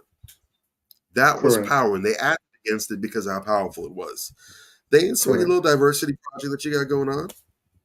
They might grumble and murmur, but they're not really pressed like that about it. Hmm. So we've got to be mindful about this. Stop letting these people among us in areas, especially where it matters the most. These are supposed to be Correct. institutions that insulate and care for and provide a safe space for our children and for our adults, for our faculty members to be and serve in these areas and to give a different perspective that they're not going to get in a PWI. And if you're going to Correct. go and bring the PWI into the HBCU, ain't no point. Why Correct. have an HBCU if you ain't going to keep it HB? If you ain't going to keep it HB, Exactly. open up. Nobody lets their enemies teach them but us. I don't get it. The Asians have their own curriculums. They go through their own teachers before they even come over here.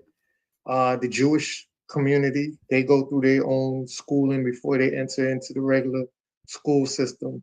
The Hispanics, they teach their own because of barrier languages. But we're the only ones who let people pry on us and teach us what they feel they need to teach us. And then at the same time, have an issue with us when we're too hyper as children. And then they want to get us kicked out of school, suspended, or whatever the case may be, because they don't feel safe around our children. And it's crazy.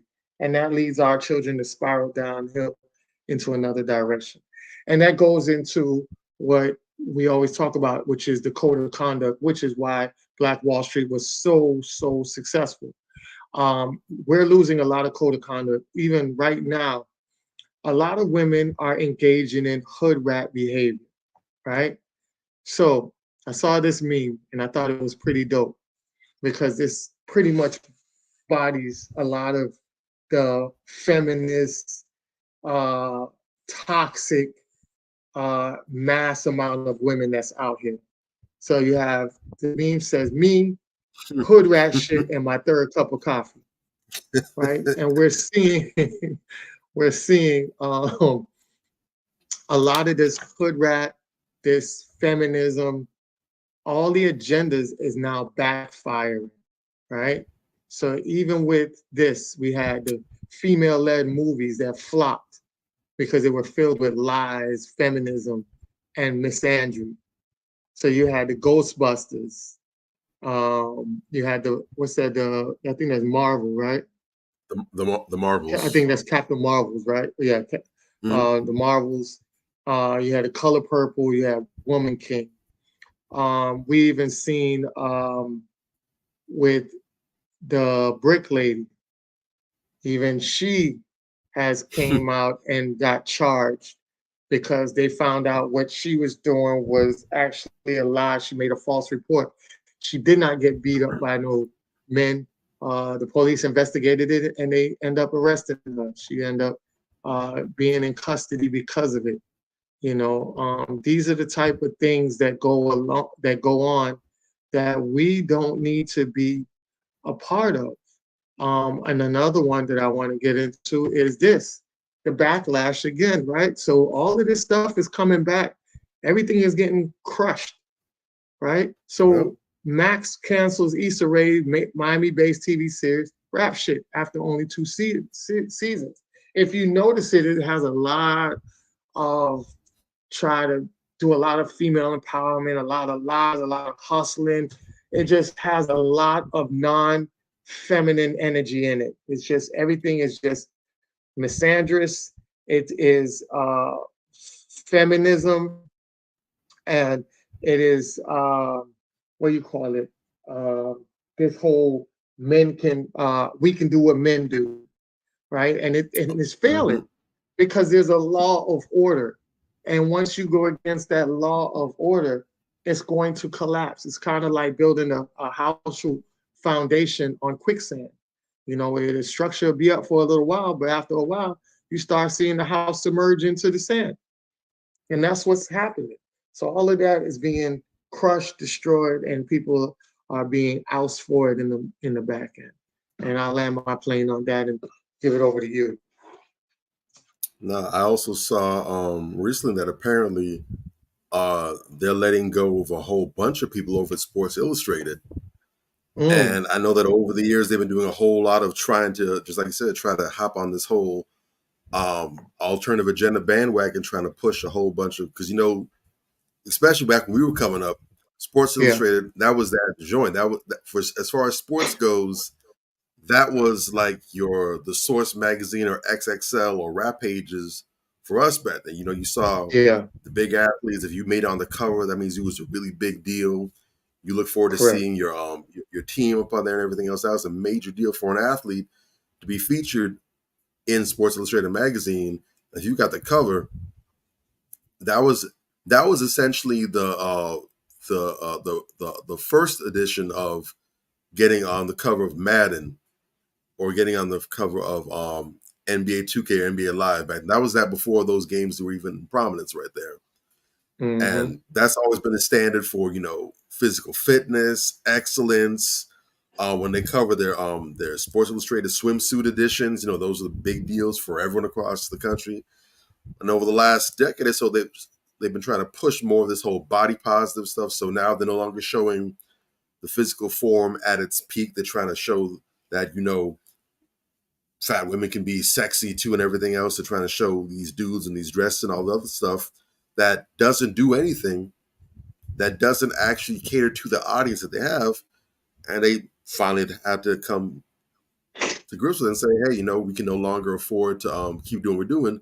So we got to fire everybody. We got to let everybody go. Yeah, correct. So it doesn't pay.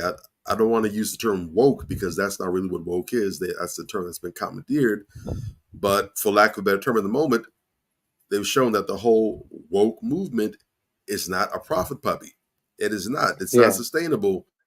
And these people, they might be willing to lose a bag behind it, but they will lose a bag. And if they're losing a bag at some point, the money's got to run out. It's not sustainable. Yeah. And we're also starting to see that a lot. This is happening a lot of places as well, too. It's been a lot of these positions that a lot of companies have had, these so-called diversity positions, whatever.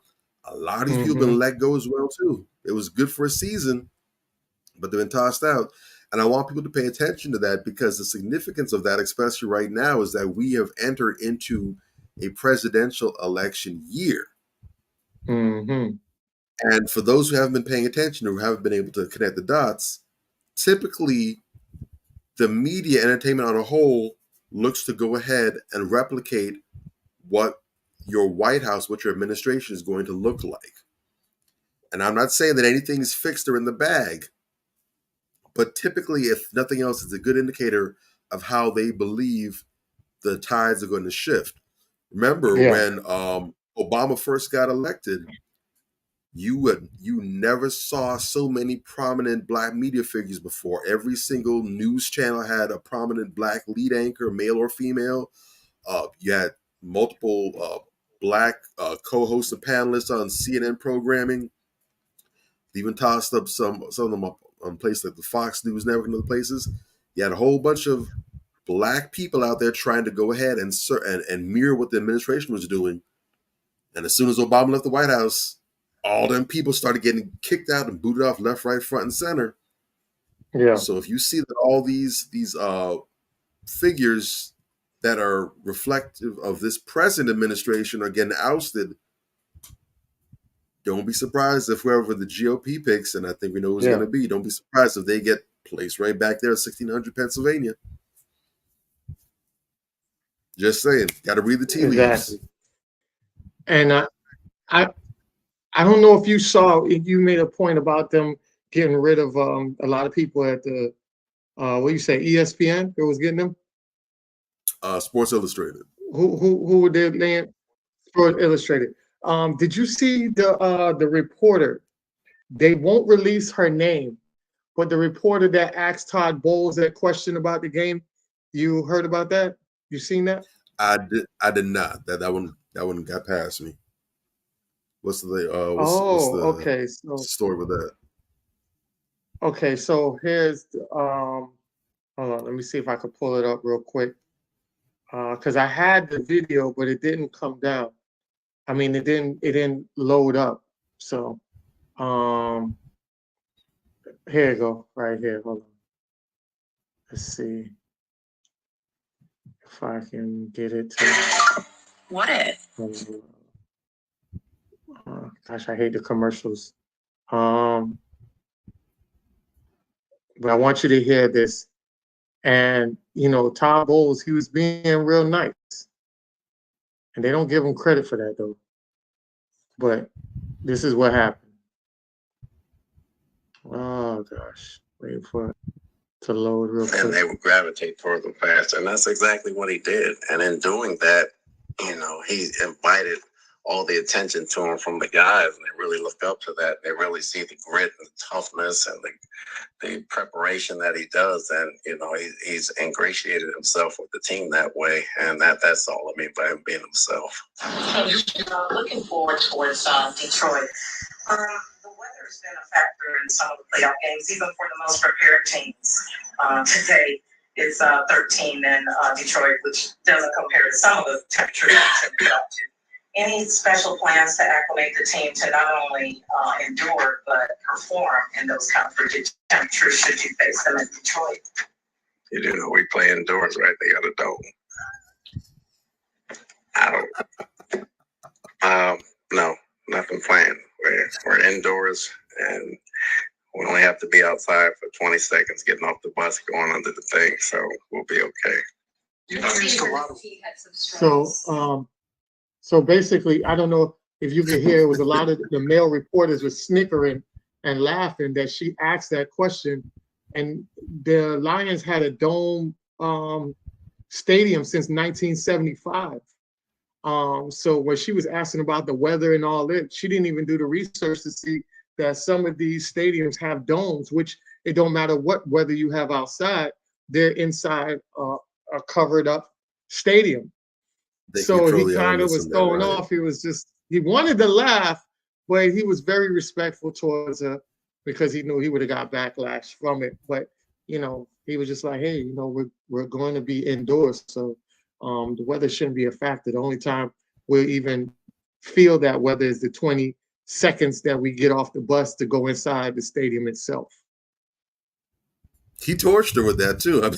And I'm listening, and he listened to the whole question play, and he was real respectful. He just sat there politely, waiting to go ahead and pull out that flamethrower. And sure enough, I mean, everything. Look, and to make it as a head coach in a major football organization like that, you know, he's been around for quite some time. He's seen it all, done it all, probably exposed to a lot. So he understands how to play that game or how to do it for the most part.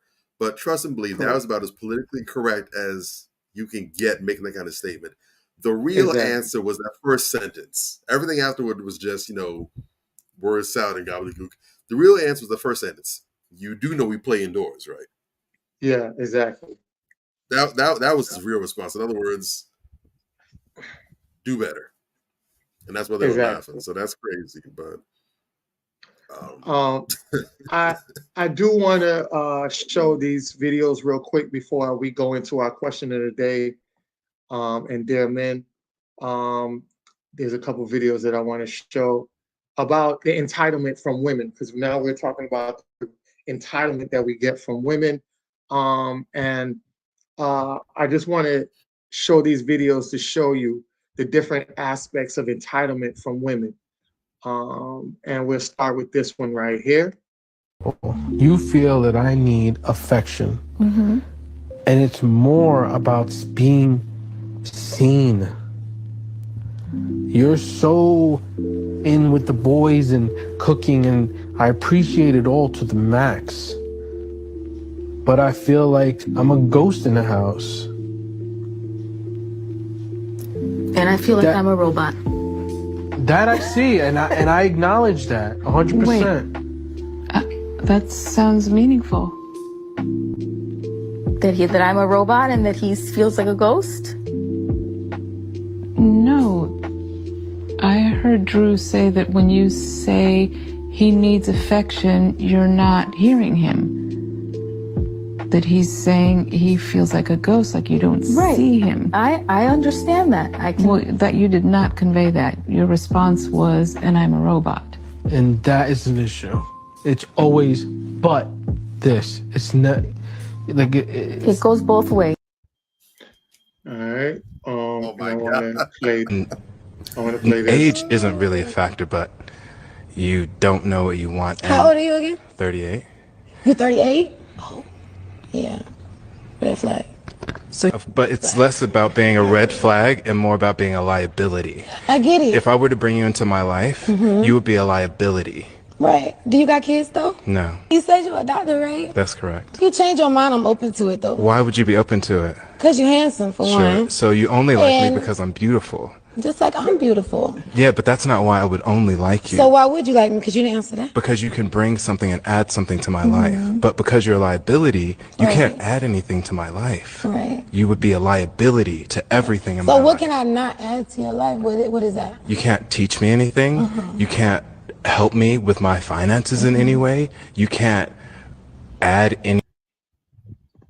All right, and then the last one I want to show. It was one of our early. Blame him. That clip I see was it was a split screen. That was beautiful. That was perfect. I was rocking. You could tell from my body language. I wasn't listening. I was ready to just attack and go in on it. And so I commented on it, and I was just like, I was not being receptive to it. And I bring it up because I was so appreciative of the men who commented and were saying thank you for knowing that you weren't that you were not being receptive. Now some of the men, I guess you didn't see my comment because you was eating me up, but whatever. But they were just saying it is huge for you to be that introspective, to understand that you're not receiving what's being said to you, and to pull yourself out and call yourself out. So I say that to say, men are waiting for us to take back our power. Yes. They need us to understand who we are, and that sometimes we're the problem in those situations. And once they can see that we understand it and can reflect on it, they're ready with the praise. Because I've received such an outpouring of love from Black men. I've never had that happen to me before. Like I've never had Black men praise me in that way for correcting myself. So I say that to say, women, they're waiting on us to realize that we need to fix some things. They're waiting on us to give them the direction to. All right, and that's it for the 3 videos that I wanted to play real quick. So, what are your thoughts on that? To the sister at the end, mic drop. Drop the whole entire microphone. That all by itself. Yeah, that's a full meal. You really don't need no dessert. Really don't need an appetizer. Really don't need a garnish. You don't need any parsley on the side. That's a whole filling meal right there. That was amazing. And what she said was spot on. We are waiting.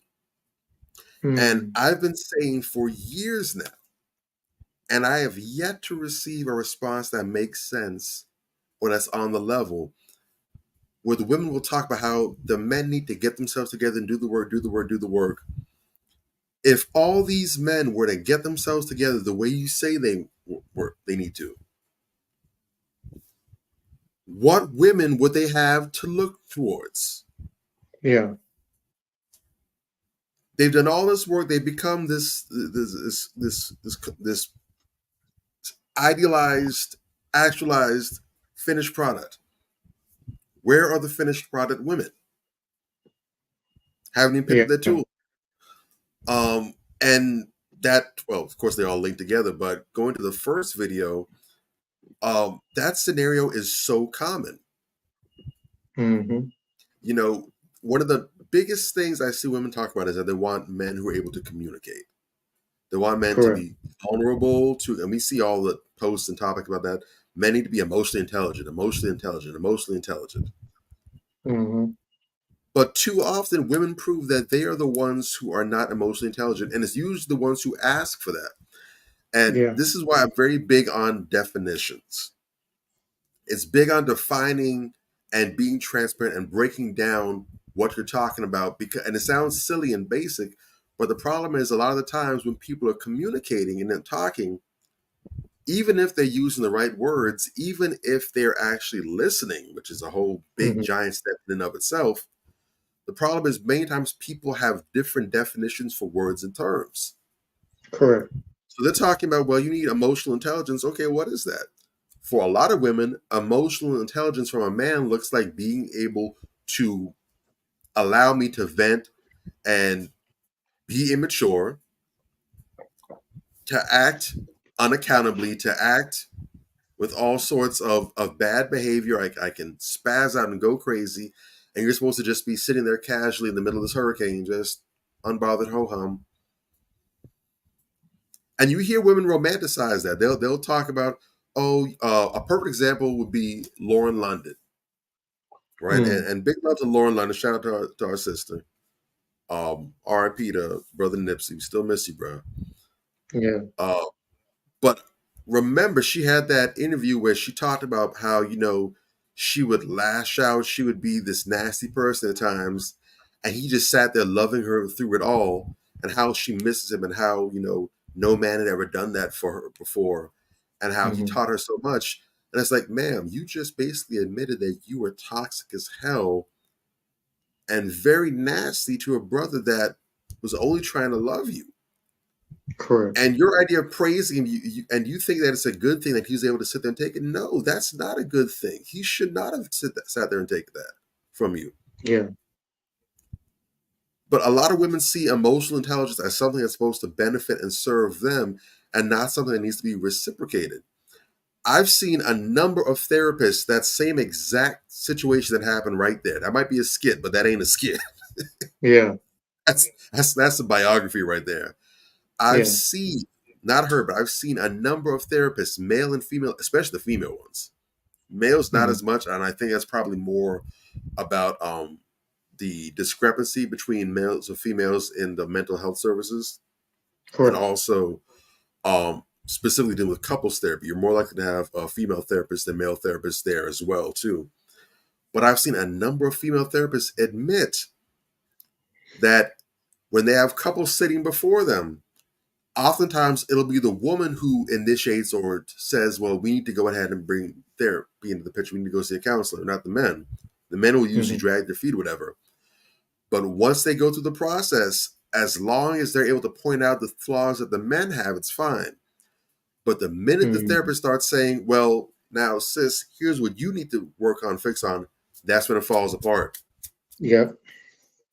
They'll talk about how men will just up and leave the therapy because they feel like they're being ganged up on, which does happen. And that's one of the reasons why a lot of men don't have a favorable view of therapy, because they see it as an opportunity for their significant other to get back up, to gang up on them and jump on them. Correct.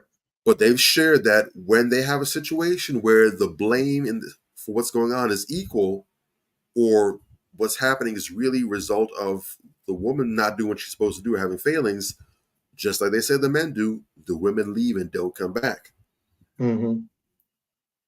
And in a lot of cases, the men will stay on, they'll continue to get therapy for themselves and try to get, tools to become better and to see what they can do on their end from the relationship, which really is kind of a fool's errand, because a relationship is two people. It can't just be one person doing the work, but they can at least try to do the best they can on their end of things and hope that she's able to, fix it, or they can at least keep things going based off their efforts. But that happens all the time. Too often when you bring up something, it's always a but or a, and I also think, or no, it doesn't have to be a tit for tat thing all the time. We are adults. We should have left the buddy system behind in elementary school.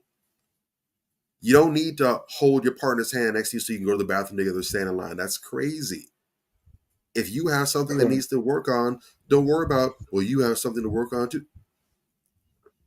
Don't worry about what I have to work on. Working on whether I work on my area of responsibility or not, is not going to affect your area of responsibility. Me cleaning up my doorstep isn't going to make your doorstep any cleaner or dirtier. Correct. And if you're waiting for me to clean up my doorstep before you cleaning up yours, what does that say about you? Correct. These are individual things. If you're not trying to become a better person in every regard for your own self first and foremost, then whatever it is you're trying to do is going to fail. If you're waiting for your partner to become a better partner before you become a better partner, the relationship's not going to last. Correct. All right? What I'm eating isn't supposed to necessarily make you shit. So if that's the way you move through life, not only are you going to suffer a lot of L's, but you're never going to become the best version of yourself. It's impossible. And not only that, but you are guaranteeing that your relationship becomes very transactional. It becomes a situation where you're very tense, easily frustrated, because you're constantly keeping score. And, if you miss and have 1 point ahead, you're going to rub in your partner's face. If they're missing and have 1 point on you, then you're going to be... That's a terrible situation to be in. Correct. Just do what you got to do. Don't worry about if the other person isn't handling theirs. If they're pointing out an area that you can tighten up on, that's not an attack. They're doing you a favor. They're pointing out a hole in your game plan, a flaw in your system. And by doing that, they're giving you a chance to become better. You're supposed to thank that person. Correct. Say, thank you for giving me an opportunity to become better, and be humble like that. But again, if you're simply looking to just, have one up on the other person, I don't know what you can do with a relationship like that. I don't know what you would want to do with a relationship like that. But, we got to start becoming intentional. We have to start actually being adults. The adults have to actually start adulting. It's not a word. It's not an age. It's the way that you live your life. If you want to be an adult and be treated as an adult and respected as an adult, you got to start living like an adult. Correct. Now, land my plane on that. All right. So I'm going to show this one video. I'm going to keep the Dare Men and the question of the day next week for Major, because I feel like he's married and these are questions more geared for a married person. So I would want to get more insight from a married person on that. I would love to see his insight on that. So we'll definitely keep that. I do want to play this one video before we get into the queen check for the night and get up out of here. And I think I want men and I want women especially to listen to this video, take it in. If you want to be a person that is intentional in your relationship, in your marriage, pay attention to this video right here. I think this video, Bobby, you said the last one was Ether. I think this one might be that one. All right. Well, you give me your feedback after you hear this. All right, here we go. Husband was coming home for dinner. Dinner time is very important to us. One particular day, my husband was late, and I could feel myself getting a little bit like, you're late. And Holy Spirit said, when he comes in this house, you make a choice of how you're going to greet this man. Holy Spirit says, because you have no idea the things he's had to fight today. So even though you don't know why he's late, when he walks in this house, you greet him like the king he is. Then I hear the door turn, the key coming, and Holy Spirit said, it's almost time. When he comes in this house, you decide if you are going to be the type of woman who brings life or you bring a knife. So he walked in and I greeted him, I hugged him, I let him know I was so happy to see him. And he just melted in my arms. He said, let me tell you what happened today, what I've had to deal with. And it broke me down because there's a scripture, Proverbs 31:11. It says, the heart of her husband safely trusts her. When you endeavor to be a woman who follows the Holy Spirit will teach you how to love, how to be safe, how to be nurturing, and how to be the type of woman where a man comes home and he knows I fought out there, but I never have to fight in here. I'm home. Time. Boom. All right. Boom. Napalm. I saw that video before. Had a small mini conversation with some brothers about it. And what I will say about that, I think it speaks for itself. Shout out to the sister for coming to a realization, because nobody's perfect. We're all growing, and our relationships are supposed to be one of the biggest proving grounds that we have in our life, because when you talk about, especially once you're married, you're talking about two different people from two different experiences, different backgrounds, different what have yous coming together, and they're learning how to coexist. They're learning how to become better versions of themselves. They're learning how to deal with a partner, meet them in the middle, compromise, deal with different styles and preferences and flaws and faults and everything, and really make things work. It's a constant state of pulling and pushing and poking and stuff. And ultimately, if you do it right, it's not just supposed to make for a happy relationship, but it should both make you both better people for it. Because you're not going to get that kind of intimacy to even have access to some of these things with other people. It doesn't matter how cool you are with your coworkers. You're not going to be in a situation where you have to deal with your coworkers the way you're going to deal with your significant other. Correct. So they're not going to be able to see your BS. You're not going to be able to see theirs, and you're not going to be able to have to deal with them like that. So it does a whole world of good when you have someone that you care about who can help you grow and take you to the next level, and you can do that for them as well too. But I do want to say specifically, that sister is an example of proper spiritual religious practice done right and making a difference in your life. One of the most popular things to hear from women, and because I'm with that background too, so I'm definitely not knocking it. I agree with it. But some of the most popular things you'll hear women say, they'll put it in their profiles, they'll say it out loud, they'll make quotes about it, they'll get tattoos of it, whatever, and all kind of stuff. They'll talk about how there are Proverbs, right, 31 woman. They'll talk about all the things it is, I'm this, whatever. They look for a man that wants a Proverbs 31 woman. They'll talk about how, a man's heart should be so close to God that he has to seek God in order to find me, all that kind of stuff, what have you. and then they'll end up being toxic and reflect nothing like what they're talking about. Correct. And I'm not saying you have to be a perfect Christian or a perfect Muslim or whatever it is to practice in order to have a quality relationship. But one of the reasons why a lot of dudes don't really put a whole bunch of stock in that nowadays, because they hear her saying all this and that, but it's not reflecting in the relationship. You know, they're trying to have a conversation with you. They're trying to get you to be accountable for something that you're messing up on, and you keep throwing it back at him or being nasty and bitter with him and everything. And he's saying, well, dang, what part of Proverbs 31 is that? Correct. Or where's the Holy Spirit have to tell you, hey, this is the wrong way to move and get down?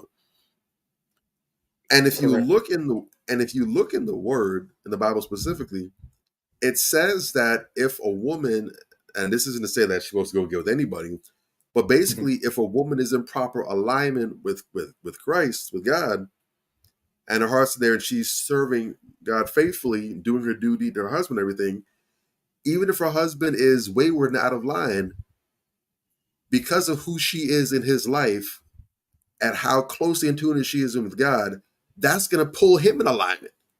You know, the man's supposed to be the priest of the household, yes, but if he's off his path, if he's off his way, if he was never there to begin with, just by her being that lighthouse for him, it's going to prick his heart and get him like, you know what, man, I got to do better by her. That's not right, man. Correct. You know, and then that goes into the helpmate. That's one of the facets of being a helpmate. You helping your man get back on praying. She's fasting for her man or whatever. You know, she's out there. You know, she's really going to spiritual warfare, to the mat for her man. That's going to inspire him to get himself in alignment. But a lot of these dudes ain't seeing that in these women who are banging that drum so hard. So they're like, man, ain't nothing to that. That's nothing. That's whack. That's weak. Exactly. But that's just as an example of what that looks like up front. If you're really in sync, as soon as you get them thoughts in your head, the Holy Spirit's supposed to do like it did with her.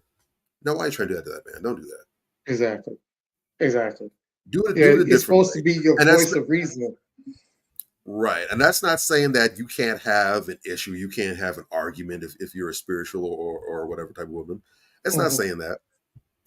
But in everything in life, there's a right way to go about things and a wrong way to go about things. There's another video I saw my dude shared with me earlier today where this woman said that she said on her own accord she used to be a terrible wife. And she said, she used to she packs his lunch every single day before he goes to work. He's a very orderly, methodical dude, structured and everything. But when they had fights, if they were still on bad terms, what they would do is in the mornings when she would normally go to make his breakfast or his lunch for the day, she wouldn't make it. And then she wouldn't tell him that she didn't make it. She wouldn't put the lunchbox out. So when he goes up, gets up in the morning, sticking his schedule, he's ready to go and get his food and head out the door for his day so he can provide for his family. Correct. Including her. He goes and sees, damn, I don't have no lunch. She didn't make any lunch. And he had to go take time from his morning routine and make himself late trying to go ahead and whip up something really quickly to take for lunch or what have you. And she realized that was not just mean of her, but that showed that her love for him was conditional. Because whether you did this act of service for him, which ultimately benefited you as well, because again, you're helping to fuel and feed your husband who's out there providing and bringing home money that you spend, that you get to benefit off of, shooting yourself in the foot. You were based on how you felt in the moment. So she said, I don't know what steps she had to take, but she said she's not the wife anymore. And now, no matter what, whether they were fussing or fighting the night before or not, she makes his lunch faithfully as she's been doing, like she's supposed to be doing. Correct. And these are the kind of things that men are looking for. Exactly. But as women, that inspire men to go to that level. Go ahead. No, I was saying, as women, you have to understand, like, you're looking for protection and provision from a man. His source of his protection comes from meals. So you have him going out there empty stomach, not having that meal, he can drop dead at work from being, starved. You know what I'm saying? He can pass out, hit his head. He can die. And then that guilty conscience will be on your brain for the rest of your life.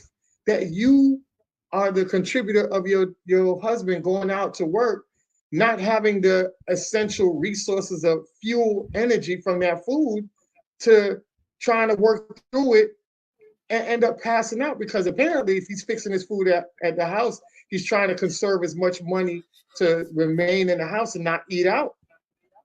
So he could be trying to work through it and pass out. And then that puts y'all in a way bigger predicament. To an extent, I blame the fact that we don't have a whole bunch of elders, specifically married elders, that can really pass this game on. Because back in the day, if some nonsense like that was found out by her mother or her grandmother or aunties, they found out, girl, you didn't do what? They would have gone in on her like, don't you ever do that to that man. Exactly. That's because that's out of pocket. You're opening a door, and when you do things like that as well, because he understands what it's about. Mm-hmm. When you enter spite and pettiness into your relationship like that, what you're also doing is you're opening a door to further dysfunction. Now, I think you saw that post before where a woman said that, she used to be a woman that didn't believe in fixing her man lunch or breakfast or whatever, because he's a grown ass man. She ain't gonna do that. She ain't got no time to do that. He can do it for himself. And then when she found out that one of his female coworkers started cooking lunch and bringing lunch for him, she said, "Well, now I'm a 5 o'clock. I'm a woman that gets at 5 o'clock." And that's funny because it's like, so now you realize what another woman was willing to do that you weren't willing to do, but that also shows that that's not sincere. You're only doing it because another woman was willing to do it for your husband. Correct. You thought that you could neglect your husband or just do him any old kind of way. And when you realize that another woman is showing, hey, there's better out here, you realize, damn, I got to step my game up so I don't get left behind. That's crazy. It is. And that's insincere too. But when men see that you're really willing to try like that, when you're willing to, not that you're perfect, but when you see that you have a flaw and you're willing to fix it or address it or to work on it, for the most part, your man's going to give you grace. He's also going to be very appreciative of it because he sees that you make an effort, that you're trying, and he's going to honor that. And that's going to inspire him to be better. But when you have a transactional tit-for-tat relationship where you keep score everything, you try to get the most that you can while giving the least you can, that's a recipe for a nightmare. And things like that make a huge difference. It's not about being subservient or it's beneath you to do this, but it's about love and care. Shout out my brother Blair Nash. He dropped a very insightful post on his feed, like he does on a regular basis, where he asked brothers, and I think he mirrored it for the sisters too, but he asked brothers, share the top 3 turn-ons you have from a woman that are non-sexual. And it got a huge bunch of feedback, a lot of response from the fellas, some good answers were tossing there. And one sister pointed this out, and I looked to check, and sure enough, she was right. A large part of the responses from a lot of the brothers on the post were saying that one of the things that they find to be attractive or as a turn on a woman was a woman who knows how to cook and bake and stuff. And they're like, wow, I'm surprised a lot of men actually find that well, it was about hobbies, excuse me. Top 3 hobbies that you have that you like to see a woman. She was like, I'm surprised to see men that actually like cooking and baking as hobbies of women. And there's a lot of women, I guess, who co-signed that said, I was kind of surprised to see that as well, too. And I'm like, how disconnected are you from previous generations? It's a big thing back when the women of the family used to cook because they recognized that it's not just cooking. It's not about, labor and working, but it's about putting your heart and your soul into your food, nourishing your family, and feeling joy, feeling happy that knowing that your family, the people that you love, are enjoying the food that you made with your hands, tasting the love that's in your cooking. One of the whole reasons why people typically like eating at home more than eating out, aside from being healthier, but it's not just healthier, but it's because good quality homemade food, you can taste the love in it. There ain't no love in a Whopper from Burger King. Exactly. But what was the major quote that they always used to say? What was the way to a man's heart? It's through his stomach. Exactly. Classic. He can taste the love in your food. He don't want to eat out. He rather like, man, my wife cooking at home. And that was the thing. And even today now, it's amazing how few men understand that. One of my coworkers at the job, his wife is a teacher, but she also has like legit culinary skills. Like she be throwing down, whatever. Mm-hmm. But she doesn't do that full time. She does it every now and then for special requests for people. But for the most part, she's a teacher. But she always cooks him breakfast and dinner. He be coming with little Tupperware, and we joke with him in a good way. But every time, because we have a little microwave, a little mini fridge in the office to store like lunch or whatever there. So every time, and he's an orderly dude. Every time the time comes, same time every day, he goes, heats up his lunch, heats up his breakfast. Every time he comes to that microwave, we always get him like, man, stop bringing them good smells in his office, bro. Don't be doing that, man. Come on. Everybody isn't eating right now. You can't be doing that. We're like, man, what your wife whipped up today? And he was like, man, she put this together. Some real good food. Like, you can almost find us in a restaurant. We're like, dang, must be nice. Yeah. And he laughs, but I know he feels good about that. Exactly. And most of the dudes in the office, they go and they get food from out. They dash to one of the spots around the way. They Grubhub some food over. Most men bring no food from home, but it makes a big difference. Correct. And it boosts the man's self-esteem knowing that he has his wife at home, is putting the love, the energy, the nutrition, the nutrients in his food that he's going to take in. And that's going to inspire and fuel him to work hard, bring home that bacon, to provide and protect, and to really have that proper tie to his queen.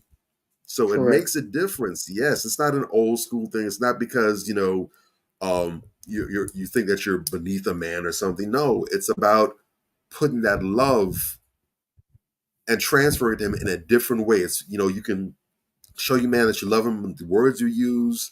You can express your love to him through sex. You can express your love by spending time with him or, getting him gifts. We talk about love languages. Mm-hmm. But food that you put your heart and soul in, that he tastes and he experiences you in that way, that's also a love language. And that's a huge impact that a lot of sisters from back in the day knew and understood about. And unfortunately, in this boss bitch era, we're in this, strong equalitarian society that we're in now, it looks like that's getting lost in the ways, but the old ways still work. Correct. So if you don't know, get up on it, man. Definitely. All right, so we're going to close out tonight with our crown check for tonight. And our crown check for tonight was a super dope woman that I ran across the story. I felt like she needed a crown check because I think a lot of times we put crown checks on a lot of sophisticated women. But I thought this woman looks like the everyday average woman that we see in our urban areas. And normally we kind of look down on women like this. We judge them in the wrong way. But, I'm so glad she made national attention in the right way. And kudos to her. She definitely was God sent that day. And that young lady is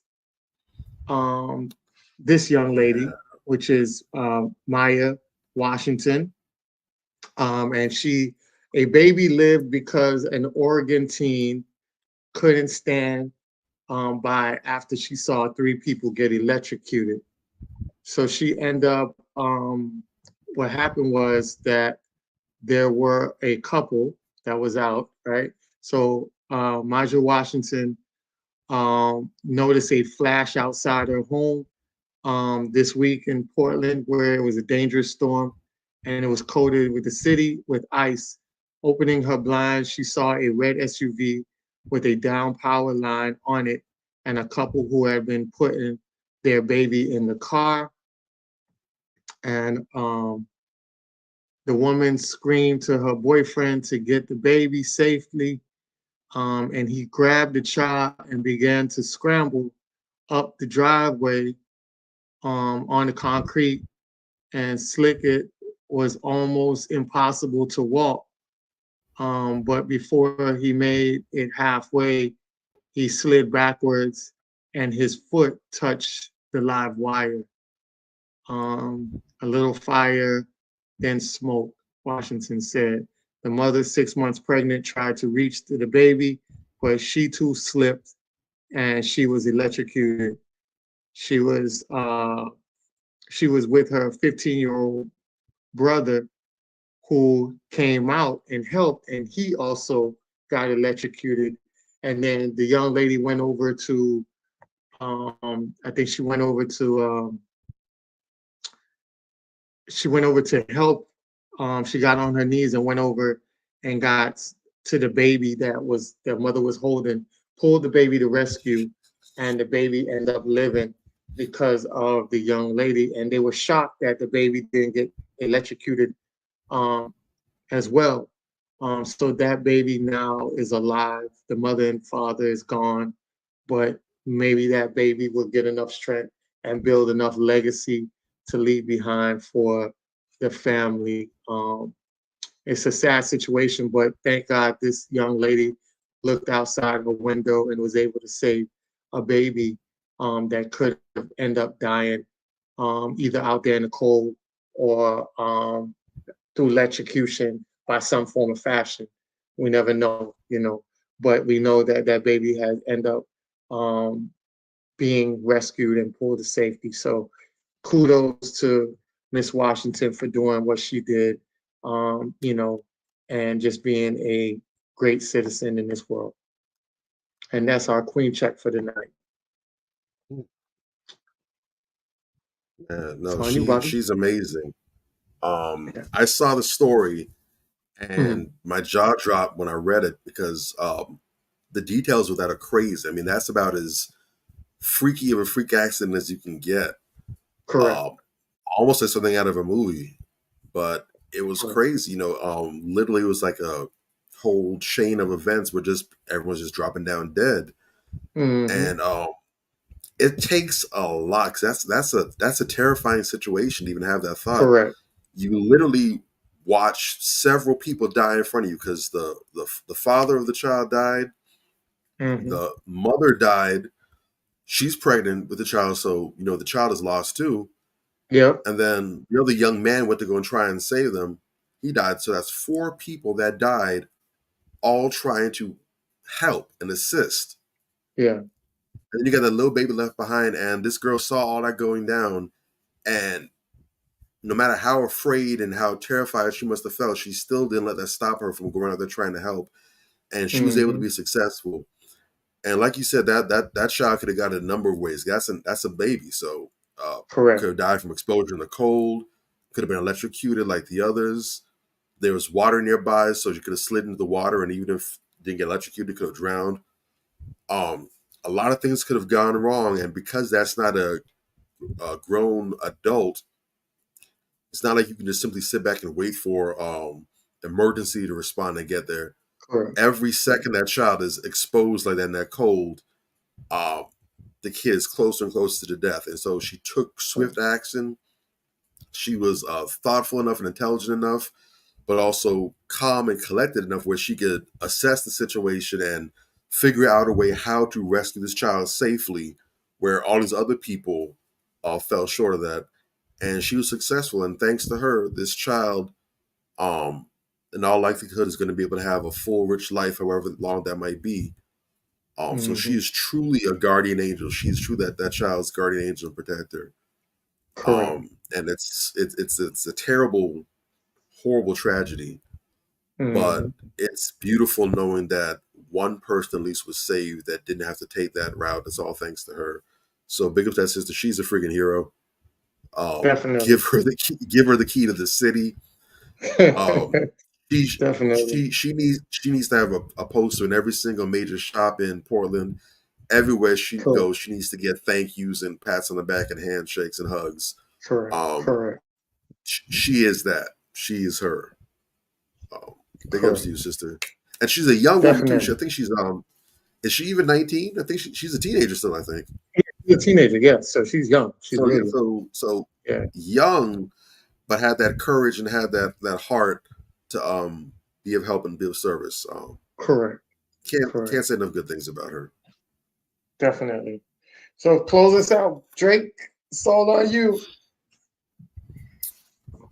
All right. Well, end of another weekend of another show, and again, entitlement. This is something that needs to be done away with. Again, nobody owes you. If anyone owes you, you owe you. That's how to look at it. If you are entitled to anything, then you are entitled to put in the work it takes to get yourself to where you want to be and to get yourself the things that you desire to have. But as far as being entitled to other people and what they have, nobody owes you that. When you have an entitled mentality, you isolate yourself, you shut yourself off from a lot of things and a lot of people. But when you have the opposite, when you have a generous spirit, when you have a grateful perspective, an attitude of gratitude, and when you show appreciation for the things you have, what other people do for you, and the people in your life, you find that brings more to your life. You end up having more things, and you find that you end up being more blessed. Perfect example of that would be our brother Cat Williams, who decided he was going to help us kick the doors off of 2024 in grand style. But despite all the other amazing, the revelations and the things he had to share and reveal, what was truly most important, I think, and most impressive were the things that he did not go out of his way to reveal. And those are all the accolades that could be said about himself. And there was a post on Instagram. I don't know if we mentioned this on the last episode, but it was kicked off by Dion Cole, I believe it was, on his IG page. And he mentions a story that he heard about Cat, about how he, I think, adopted. He gave him money, tipped away and to he didn't know. Yeah, he didn't know who it was. Like, I just want to know, is this, because to him it was amazing. Like, I just want to know, is this really a true story? Did Cat really do this? And what was just one little small post asking a question about one thing ended up being a huge, gigantic Cat Williams appreciation post, where apparently damn near everybody in America has a story about Cat Williams blessing and showing love, either paying for somebody's car, giving them an extra tip at their job, not being compensated or getting paid late on something, and he went ahead and flooded the bill. Even down to him adopting several children of no relationship to him or whatever. And when he was interviewed about it, he was very soft-spoken. And if you know Cat Williams, you know that he might not have a loud voice, but if there's one thing he is not, is short on words. That brother can talk.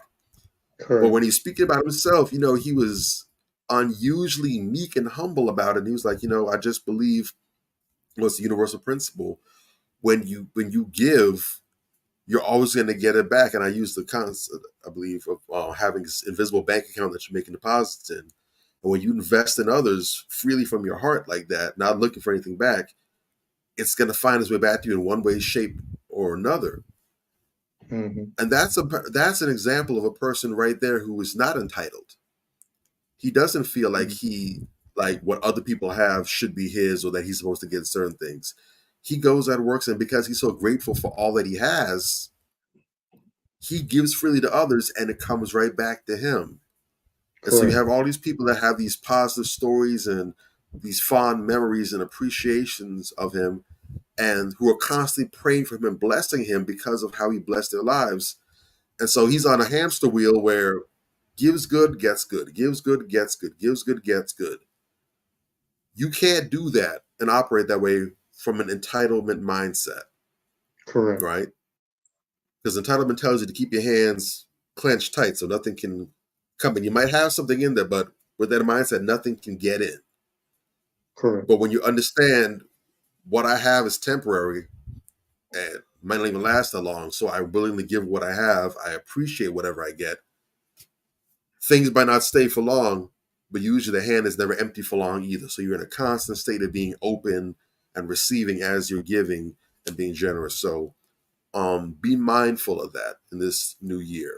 If you have the entitlement mindset, hit it over its head with the bottle, drag it behind the woodshed, Pull out the shotgun and put some holes in it. Put it to rest, put it to bed, kill the entitlement mindset, and work on developing an attitude of gratitude, an open spirit, one that is grateful, one that is content, one that appreciates what you have, but is also optimistic of what's coming your way later on. And you're going to find out that everything that you thought entitlement was going to give you, you actually will get moving this way.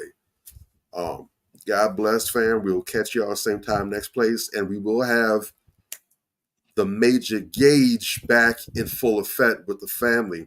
Meanwhile, y'all know what to do. Like, share, subscribe. Tell somebody to tell somebody. Hit the likes. Blow us up. It's back your direction, Ant. Yeah, so thank you. Well said, Drake. We definitely going to have Major back. Let him tell us his 1 week story. So y'all tune in for that next week. We're definitely going to have another great topic again. Hope you guys love the entitlement conversation and showing you the different levels of entitlement in every aspect of life. And just like Bobby was saying, man, get rid of that attitude, get rid of that energy. 2024 and beyond is supposed to be something positive and great. Let's get into the healthy mindset, the healthy way of thinking and living, and everything else will fall in place. That's the energy that we want and we're putting out there. That's the energy that Manifestations bring. That's what we bring. So we definitely see you guys next week. All right. Peace out, everybody. But before we go, one more time, before we go, Bobby.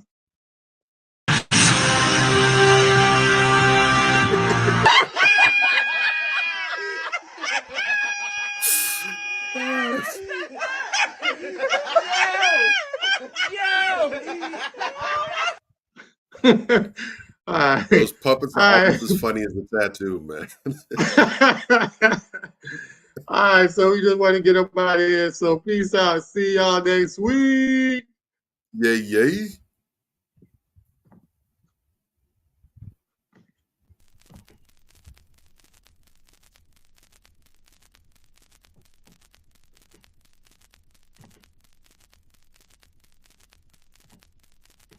On the album, we do things like songs that are a little, what we call sexy. You can see from the title, it's more of a love album.